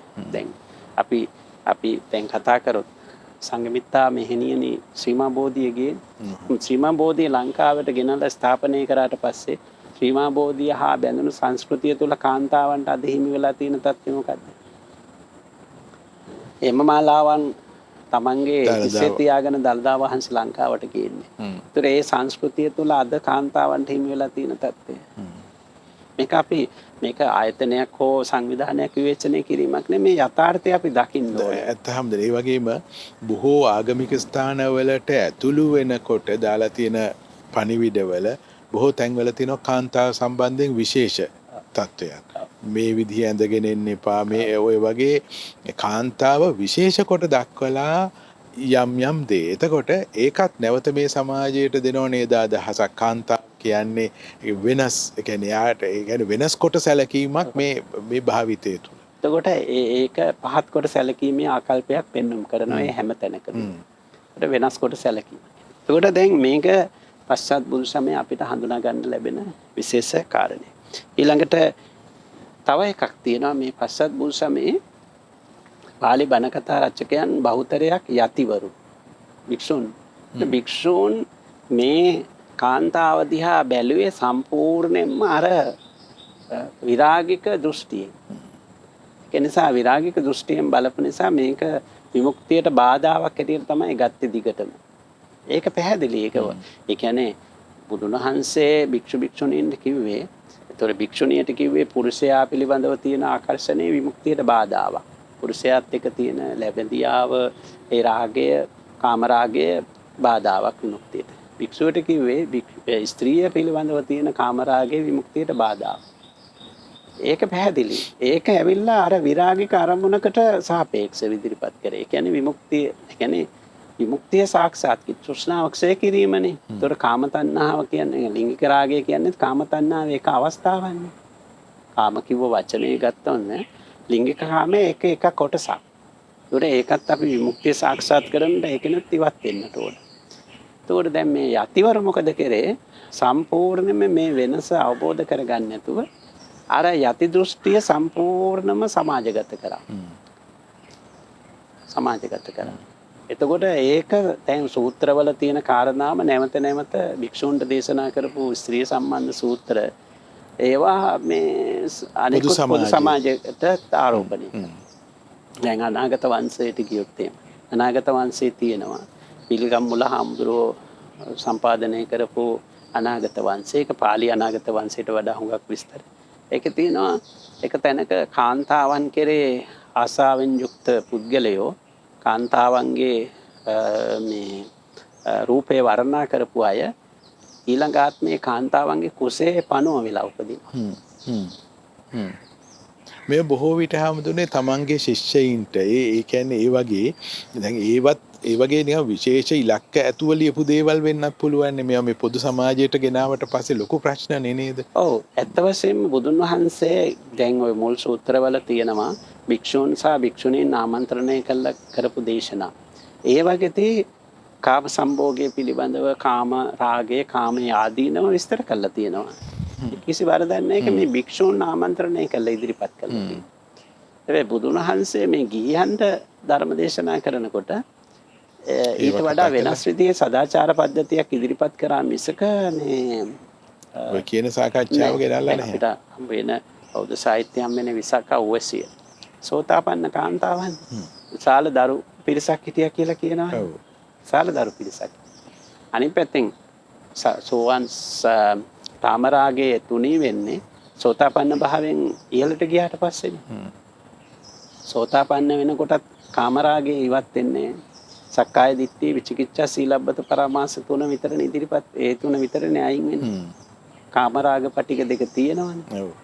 ඒකට ඒකෙන් පේනවා අර සෝතාපන්න කෙනෙක් තුලත් කාමී හැඟීම් තියෙනවා කියන එක. කාමභෝගී හැඟීම් තියෙනවා. එතකොට ඒක අපි හොඳින් තේරුම් ගන්නට ඕන. මම හිතන්නේ අපි ඒ නිසා මේ සමාජයේ විවේචනය කිරීමේදී ඉතා පරිස්සම්කාරී වෙන්නට ඕන. විශේෂයෙන්ම කාමභෝගී අත්දැකීම් විවේචනය කිරීමේදී ඒ වගේ තියෙන ගැඹුරු මානසික පදනම ඒවා පිළිබඳව විමුක්ති දර්ශනය තුළ ඉදිරිපත් කරලා තියෙන ඉගැන්වීම් ඒවා විග්‍රහ කරලා තියෙන ආකාරය ඒවා භික්ෂුන්ට සහ භික්ෂුණීන්ට ආරෝපණය කරලා තියෙන්නේ කොහොමද ඊ සමාජයට ආරෝපණය කරලා තියෙන්නේ කොහොමද කියන එක ඉතා සියුම් නුවණින් පරීක්ෂා කරලා තමයි ඒවා ගැන අපි බණ කියන්නට ඕන. අපි සමාජයට කරුණු ඉදිරිපත් කරන්නේ. එතකොට මේ පශ්චාත් බුදු සමයේ මෙන්න මේ යටි දෘෂ්ටිය නිසා අපිට පේනවා හැම විටම කාන්තාව ජාතක පොත ඔය සම්භාව්‍ය සාහිත්‍ය තුළ පහත් කොට සැලකීම තියෙනවා. සිපුරුෂ සම්බන්ධතාවයන් පහත් කොට සැලකීම හඳුනා ගන්න පුළුවන්. ඒතර මෙන්න මේ අනුව තමයි මේ පශ්චාත් බුදු සමයේ තත්ත්වය ඇති වෙන්නේ. ඉතින් පශ්චාත් බුදු සමයේ තත්ත්වය ඊටාම කනගාටුදායකයි. මොකද මේ දැන් මෙච්චර තාක්ෂණය සහ මේ ලෝකේ දැන් අපි දන්නවා 19 සියවසේ යුරෝපයේ ඇතිවන සමාජ පරිවර්තනත් එක්ක ගත්තම කියන්නේ විශේෂයෙන්ම ස්ත්‍රීවාදය සහ කාන්තා නිදහස පිළිබඳව යුරෝපයේ ඇතිවන සමාජ පරිවර්තන කලාගෙන ඇවිල්ලා දැන් අපි හුඟක් දිනු තත්වයකනේ ඉන්නේ. සමාජ ආකල්ප සම්බන්ධයෙන් අපි හුඟක් ලිබරල් වාදී අදහස් දරන ප්‍රජාතන්ත්‍රවාදය ගැන කතා කරන මානවවාදය ගැන කතා කරන අර බුදුන් වහන්සේගේ ආදී ඉගැන්වීම් වල තියෙන ලක්ෂණ දැන් අපි සමාජය තුළ ස්ථාපනය කරන්න දඟලන කාල පරිච්ඡේදය. බුදුන් වහන්සේගේ මානවවාදී ඉගැන්වීම්, බුදුන් වහන්සේගේ ප්‍රජාතන්ත්‍රවාදී ඉගැන්වීම්, බුදුන් වහන්සේගේ විවෘත චින්තනය. ඒක දැන් අපිට අදට ඒ කාලේ අයන සියවසේ ඉදිරිපත් කරාට ඒ වළංගු බව අදට හොඳටම තියෙනවානේ. ඔව්. හොඳටම දැනෙනවා. ඒකට අපි දැන් එතකොට එවැනි යුගයක අර ආචිනා කල්පික අදහස් දරන අය එවැනි මේ කියන පාපේ සංකේතයක් පහත් තැනැත්තියක් අසුබ තැනැත්තියක් කියන ආකල්පය අදටත් තියෙනවා. ඒක මේ පශ්චාත් බුදු සමයේ බලපෑම නිසා ඇතිවෙච්ච අදහසක්. මම හිතන්නේ හැවනේ අපි අපේ සාකච්ඡාවේ අවසාන ප්‍රශ්නයට මම හිතන්නේ අපි හාමුදුරු ඊටාම පිළිවෙලට ගොඩනංවගෙන ආවා සහ මේ ඊළඟ ප්‍රශ්නයට අවශ්‍ය පදනම දැන් මේ වෙද්දිත් හාමුදුරු එකක් තමයි හාමුදුරු පෙන්න දුන්න බුදුන් වහන්සේ මේවා විමුක්ති මාර්ගයේ ඒකට එළඹිලා ඒ උත්සාහය ගන්න අයට කරපු සාකච්ඡා. ඒක ගිහි සමාජයට අරගෙන ආවේ නැහැ. මේක මේ අවධිය මේ අවබෝධය ඊටම වැදගත්. මේක සමහරට බොහෝ විට අපි දකිනවා මේ දහමලෝ සමාජ කියන්නේ බුදුදහම උගන්වන්න යන අයට මේ වෙනස ගැන පැහැදිලිකමක් නැතිකම. ඒක එක ලොකු ප්‍රශ්නයක්. දෙවෙනි එක තමයි පසුකාලීන වර්ධනය ඒවා මේවා පස්සේ කාලේ වුණු දේවල්ය කියන එක දන්නෙත් නැහැ. ඒකෙත් එන ප්‍රශ්නයක් තියෙනවා. එතකොට ඒ නිසාම සමහර විට මේ සැමියා බිරිඳට තේ එකක් හදලා දුන්නොත් අපායේ යනවා කාන්තාව වගේ ඊටාම බිහිසුණු ප්‍රකාශ ධර්මදේශනා ධර්මාසනවල ඉඳලා ප්‍රකාශ වන තත්ත්වයන් අපි දකිනවා. හාමුදුරනේ මෙන්න මේ පරිසරයේ ඉඳගෙන මම කැමති අහන්න මේ වර්තමානය හාමුදුරු කොහොමද දකින්නේ මේ මුළු පදනමේම ඉඳගෙන? වර්තමාන තත්ත්වය ගැන අපි කතා කරනකොට වැදගත්ම එකක් තමයි මේ හුඟක් අපේ ධර්ම කතිකයන් කියාගන්න පුද්ගලයන් සහ ඒ ධර්මයේ sannivedanaya කරන ආයතන සහ ඒ සාකච්ඡා මෙහෙයවන කණ්ඩායම් වලින් සිදුවන විශාල අනර්ථයක් තමයි අර ඔබ වහන්සේ කිව්ව වෙනස හඳුනාගෙන නැති එක. ඒ නිසා අර විරාගික භික්ෂු සමාජයකට සහ භික්ෂුණී සමාජයකට ඉදිරිපත් කරන ලද චින්තනයක් ප්‍රතිපදාවක් මේ කාම්බෝගී සමාජයකට ඉදිරිපත් කරන්න යෑම. එතකොට ඒකෙන් වෙන්නේ කාම්බෝගී සමාජයේ තවත් අර්බුදයට ලක් වෙනවා මිසක ඒකෙන් විසඳුමක් ලැබෙන්නේ නැහැ. එතකොට ඒගොල්ලෝ අනවශ්‍ය විදියට සීමාන්තික ආගමිකකරණයකට ලක් වෙනවා. අසීමාන්තික ආගමිකකරණයකට ලක් කරනවා. එතකොට අසීමාන්තික ආගමිකකරණයකට ලක් වුණාන් පස්සේ වෙන්නේ ඒගොල්ලන්ගේ ආර්ථිකය, සමාජ ජීවිතය, සංස්කෘතික ජීවිතය අර්බුදයට ලක් වෙනවා. මොකද අපිට සමාජයේ පවත්වාගෙන යන්න ওই දෙකම අවශ්‍යයි. මේ සමාජයේ තියෙන අර්බුදකාරී තත්ත්වය තුළ ජීවත් වෙමින් ඉදිරියට ගලාගෙන යන සමාජ කණ්ඩායමකුත් ඕන. කිසියම් දවසක ඒක අවබෝධ කරගෙන ඒකෙන් විමුක්තියක් සොයන කණ්ඩායමකුත් අපිට ඕන. මේ දෙකම අවශ්‍යයි. නමුත් මේ දෙකම අවශ්‍ය වුණාට මේක එකින් එක පටලවා ගැනීම ඉතාම වැදගත්. වැරදි වැඩක්. නොකළ යුතු දෙයක්. ඒකට දැන් ඒ නිසා අපි මම දැක්ක දෙයක් තමයි මේ ආදියවල කරන ධර්මදේශනා සහ මේ සාකච්ඡාවලදී උගා දුරට ස්ත්‍රී ශරීරය, ස්ත්‍රියගේ ඇඳුම, ස්ත්‍රියගේ කතාබහ, හැසිරීම, ඇයගේ පුද්ගලික ජීවිතය, එතකොට ඒවා ඊටාම නිර්දය උපහාසයට ලක් කරන, විවේචනයට භාජනය කරන, අව탁සීරු කරන සාකච්ඡා හමු වෙනවා අපිට. එතකොට සියලුම වැරදි ඇයට ආරෝපණය කරලා තියෙනවා. ඇය තමයි මේ සම්පූර්ණම ස්ත්‍රී දූෂණයට වග කිය යුත්තේ. තම අපචාරවලට වග කිය යුත්තේ කියන ආකල්පය. එතකොට ඇය සම්පූර්ණයෙන්ම ඇය දිහා බලන්නේ නිෂේධනාත්මක ආකල්පය. ඒක අපි ඒක ඊට වැරදි ආකල්පයක්. ඒක අපි ඊටාම සංශෝධනය කරගත යුතු ආකල්පයක් කියන එක මට ආරම්භයේදීම කියන්නේ. මේක පසුබිම් කරගෙන තමයි දැන් අර ඉතිබන්ධන පුරුෂ බන්ධන සූත්‍රයේ ගත්තම ඇත්ත වශයෙන්ම අපේ වෙළඳ දැන්වීම් ඔක්කොම සකස් වෙලා තියෙන්නේ ඒ සූත්‍රයේ කියන දර්ශනයට අනුව. දැන් බලන්න අපේ වෙළඳ දැන්වීම් වල ස්ත්‍රී රූපේ යොදා ගන්නවනේ. ඔව්. පුරුෂයන්ගේ උඩුකය යොදා ගන්නවනේ. ස්ත්‍රීන්ගේ යටිකය යොදා ගන්නවනේ. ස්ත්‍රීන්ගේ ශරීරයේ ආවරණය විය යුතු තැන් යොදා ගන්නවනේ. එතකොට ඒකෙන් බලාපොරොත්තු වෙන්නේ මොකද්ද? අර පාලිභෝගික ආකර්ෂණය කියන්නේ. දැන් සමහරවිට අපි ටයර් දැන්වීමකටත් ගන්නවා ස්ත්‍රී රූපයක්. ඒ කියන්නේ ශරීරයේ විවෘත වෙන්න ඇඳගෙන ඉන්න කාන්තාවකගේ රූපයක් ගන්නවා මේ එතන ටයර් වෙනවා. ටයර් දැන්වීමකට. එතනදිත් තියෙන්නේ අර සූත්‍රයේ විස්තර වන මූලධර්ම. ඒ කියන්නේ ආකර්ෂණය අනේ. එතකොට ඒකේ ඒ සහජ తত্ত্বය අපේ වෙළඳ දැන්වීම් වල ප්‍රයෝජනෙට අරගන්න. ඒතර මේකත් අපි තේරුම්. ඒකට දැන් ඒවා අසාමාන්‍ය විදියට කාන්තාව ඒ වෙළඳ දැන්වීම් සඳහා භාවිතා කරනකොට ඒකෙන් සමාජයට වැරදි පණිවිඩයක් යනවා. මේ කාන්තාව කියලා කියන්නේ කාමයෙන් මිනිසාගේ කාමයේ සංසිඳවන භාණ්ඩයක්. ද්‍රව්‍යයක්. මෙවලමක් කියන අදහස මේ ස්ථාපනය වෙනවා සමාජය තුළ. එක කාරණයක් වර්තමාන අර්බුදගතම්. ඊළඟට මේ ලංකාවේ තියෙන තව ඛේදවාචකයක් තමයි මේ භික්ෂුණී ශාසනය සම්බන්ධ කාරණය. ඒ කියන්නේ අපිට ලංකාවේ ඇත්තටම අපි එක පැත්තකින් කනගාටු විය යුතුයි. අපේ ගිහි පැවිදි දෙගොල්ලන්ටම මේ ලංකාවේ එහෙණින් වරුන් සහ සිල්මාතාවරුන්ගේ ප්‍රශ්න, ඔවුන් මුහුණ දෙන සමාජ ආර්ථික සංස්කෘතික ගැටලු ඒවා තාමත් අපිට විශ්ලේෂණය කරලා පුළුල් ලෙස සාකච්ඡා කරලා ඒවට අපිට තිරසාර විසඳුමක් දෙන්න පුළුවන්කමක් ලැබිලා නැහැ. මොකද විශේෂයෙන්ම භික්ෂුණීන් සම්බන්ධ සම්පදාව සම්බන්ධ අර්බුදයක් තියෙනවා. ලියාපදිංචි කිරීම පිළිබඳ අර්බුදයක් තියෙනවා. මේක වර්තමාන තත්ත්වය. ඒ වගේම මේ භික්ෂුණීන් ඇත්තටම මේ භික්ෂුණීන් දැන් අපිට තියෙන ජාත්‍යන්තර සංවිධානයන් සාක්කි දීතා සංවිධානය. විශාල ඔවුන්ගේ බුද්ධිමය දායකත්වය, ඔවුන්ගේ කැපවීම, ඔවුන්ගේ ඥානය, ඔවුන්ගේ සංවිධාන ශක්තිය, ඔවුන්ගේ හැකියාවන් විශාල ලෙස බුදුදහමේ දිනුවට ආයෝජනය කරන්න පුළුවන්.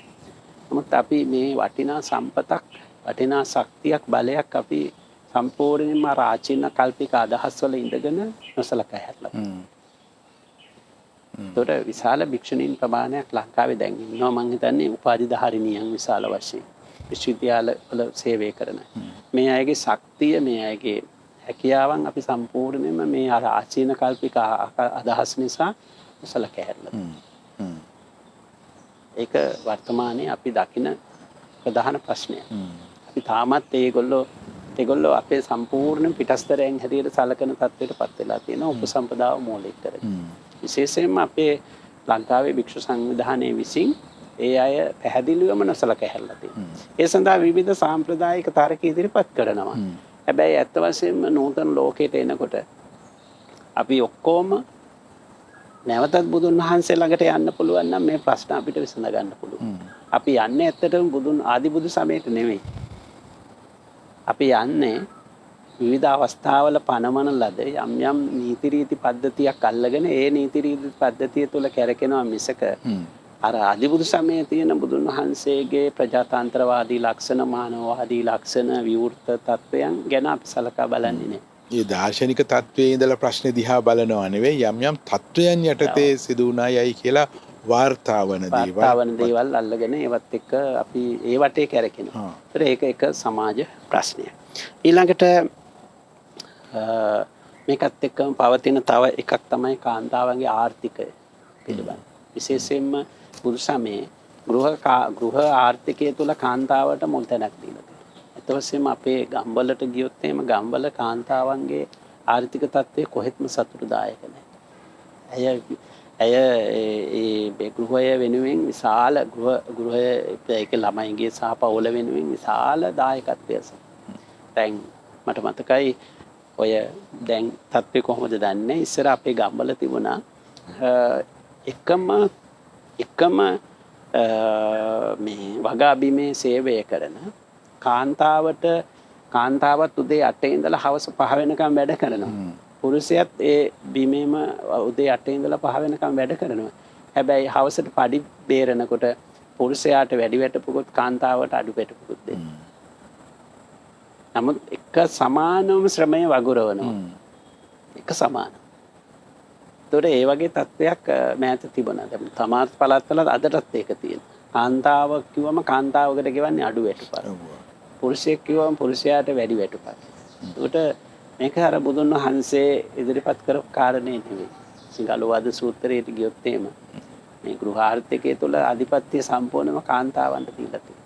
ඒකට සමහර කාන්තාවන් ඉන්නවා ගෙවල් වල එය සම්පූර්ණයෙන්ම ස්වාමි පුරුෂයාගේ ආධිපත්‍යයට යටත් වෙලා ඇයට කිසිම ආර්ථික නිදහසක් නැති තත්ත්වයක. සමහර තත්ත්වය ඊට වඩා වෙනස් ඇත්තටම. සමහර මේ සමාජවල ඒ තත්ත්වේ නැහැ. සමහර පළාත්වල ඒ තත්ත්වේ නැහැ. සමහර තැන්වල ඒ තත්ත්වය අපිට දකින්න පුළුවන්.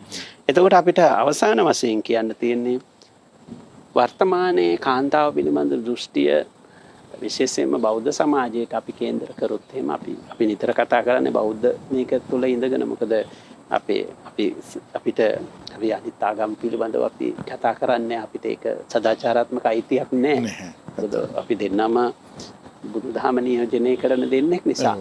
එතකොට ඒ නිසා අපි ඒක නොකළ යුතු දෙයක්. එතකොට මම මෙතනදී කතා කරන්නේ මේ බෞද්ධ සමාජ සංවිධානය තුළ. එතකොට මේ සංවිධානය තුළ අදටත් අර වෛදික බ්‍රාහ්මණ ආකල්ප තවදුරටත් ක්‍රියාත්මක වෙනවා. එතකොට ඒකම පශ්චාත් බුදු සමයෙන් ඉදිරිපත් කරපු ආකල්ප තවදුරටත් ක්‍රියාත්මක වෙනවා. ඒක නිසා අදටත් කාන්තාව ඉතාම දැඩි විදියට පීඩනයට ලක් වෙලා තියෙනවා. ඒ ලක්වුණු අවස්ථා තමයි අර මම සඳහන් කරේ ඔවුන් ලිංගික අතවරවට ලක් වෙනවා, සමාජයේ ගැරහුමට ලක් වෙනවා, උපහාසයට ලක් වෙනවා. ඊළඟට විශේෂයෙන්ම ලංකාවේ භික්ෂුණිය සහ මෙහෙණිය සහ දස්සිල් මාතාවන් අපහසුතාවයට පත් වෙන උන් අනාරක්ෂිත තත්ත්වයක ඉන්නවා. ඒතර ඔය වගේ අදටත් ඒ වගේම ළමා අපයෝජනය ගත්තොත් එහෙම. දැන් ළමා අපයෝජනය ගත්තොත් අපිට ස්ත්‍රී පුරුෂ දෙගොල්ලන්ට මේක පොදුයි. විශේෂයෙන්ම ගැහැණු ළමයින්ගේ අනාරක්ෂිත බව කියන එක. මේක අපේ සමාජය තුළ අදටත් තියෙනවා. ඒ නිසා අපි අධිබුදු සමය දිහා බලලා ඇත්ත වශයෙන්ම අපිට පුළුවන් මේ ආචින්න කල්පික අදහස් වෙනස් කරගෙන මීට වඩා හුඟක් ඉදිරිගාමී සහ ප්‍රගතිශීලී විදිහට මේ සමාජයේ දිහා බලන්න සහ කාන්තාවන්ට මීට වඩා සැලකිය යුතු සහ ගෞරවනීය තැනක් හිමිකර දීම අපි හැමෝගෙම එක වගකීමක් කියන එක මේ වෙලාවේ අවසාන වශයෙන් මට කියන්න තියෙනවා. බොහොම ස්තුතියි හාමුදුරුවනේ. මම හිතනවා දැන් අපේ සාකච්ඡාවට පදනම කරගත්තේ සංඝමිත්තා තෙරණියගේ පැමිණීම. එතකොට මේ සාකච්ඡාව ඇතුලේ සංඝමිත්තා තෙරණිය මහා ඉහළට නංවලා එවැනි සාකච්ඡාවක් උනේ නැහැ. ඒක හරි වැදගත්. සාමාන්‍ය බොහෝ වෙලාවට වෙන්නේ දැන් බුදුහාරන්ගේ බුද්ධත්ව අවබෝධය නම් සාකච්ඡාවේ මූලාශ්‍රය බුදුහාරු කොයිතරම් ශ්‍රේෂ්ඨද කියලා එතනින් නවතිනවා. හාමුදුරුවෝ ඓතිහාසිකව මේක අදහස වර්ධනය වුණු මුළු පසුබිමම ගෙනල්ලා වර්තමානය දක්වා සහ වර්තමානය තුල අපි මේ මොහොතේ අපි කොහොමද මැදිහත් වෙන්න ඕනේ කියන එකට අවශ්‍ය ලොකු ආලෝකයක් සැපයුවා.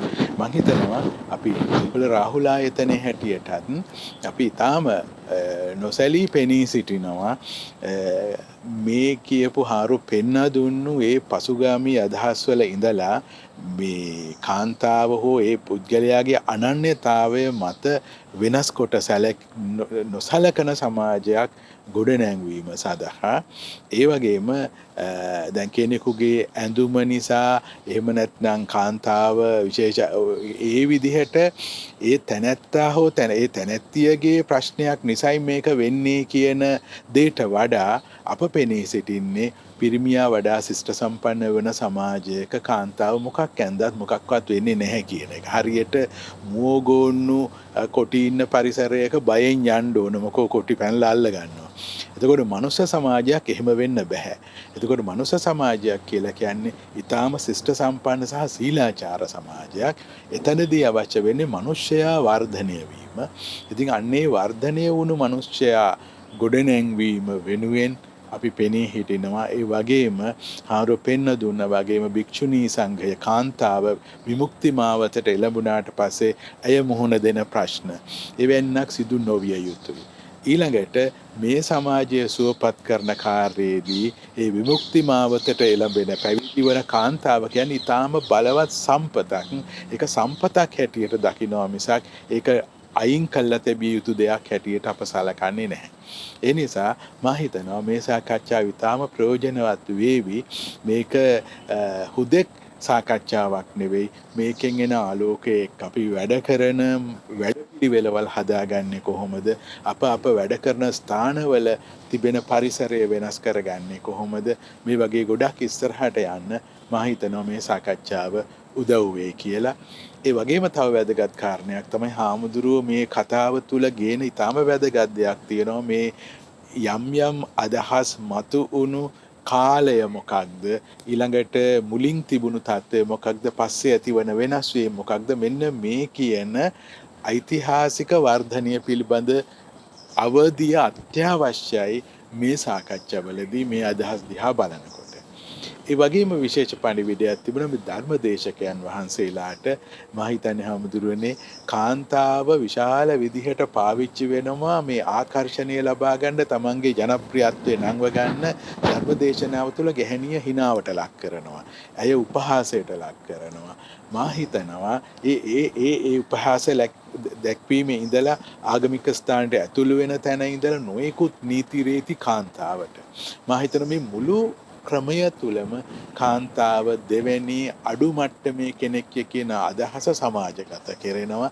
මා හිතනවා පොදු සමාජයට ගෙන්න යන පණිවිඩය හැටියට සහ ධර්මදේශකයන් වහන්සේලාට කාන්තාව හිනාවට ලක් කිරීමෙන් ලාභ ජනප්‍රියත්වයට යන්න එපා කියන එක ඒක සමාජයට අතිශය හානි කරයි කියන එක ඒ වගේම පොදු සමාජයනුත් ඉල්ලනවා ඉබඳු ධර්ම දේශනාවලින් නැගිටලා ගියා කියලා කිසි වැරැද්දක් නෑ මා හිතනවා ඒක ප්‍රකාශ කළ යුතුයි කියලා.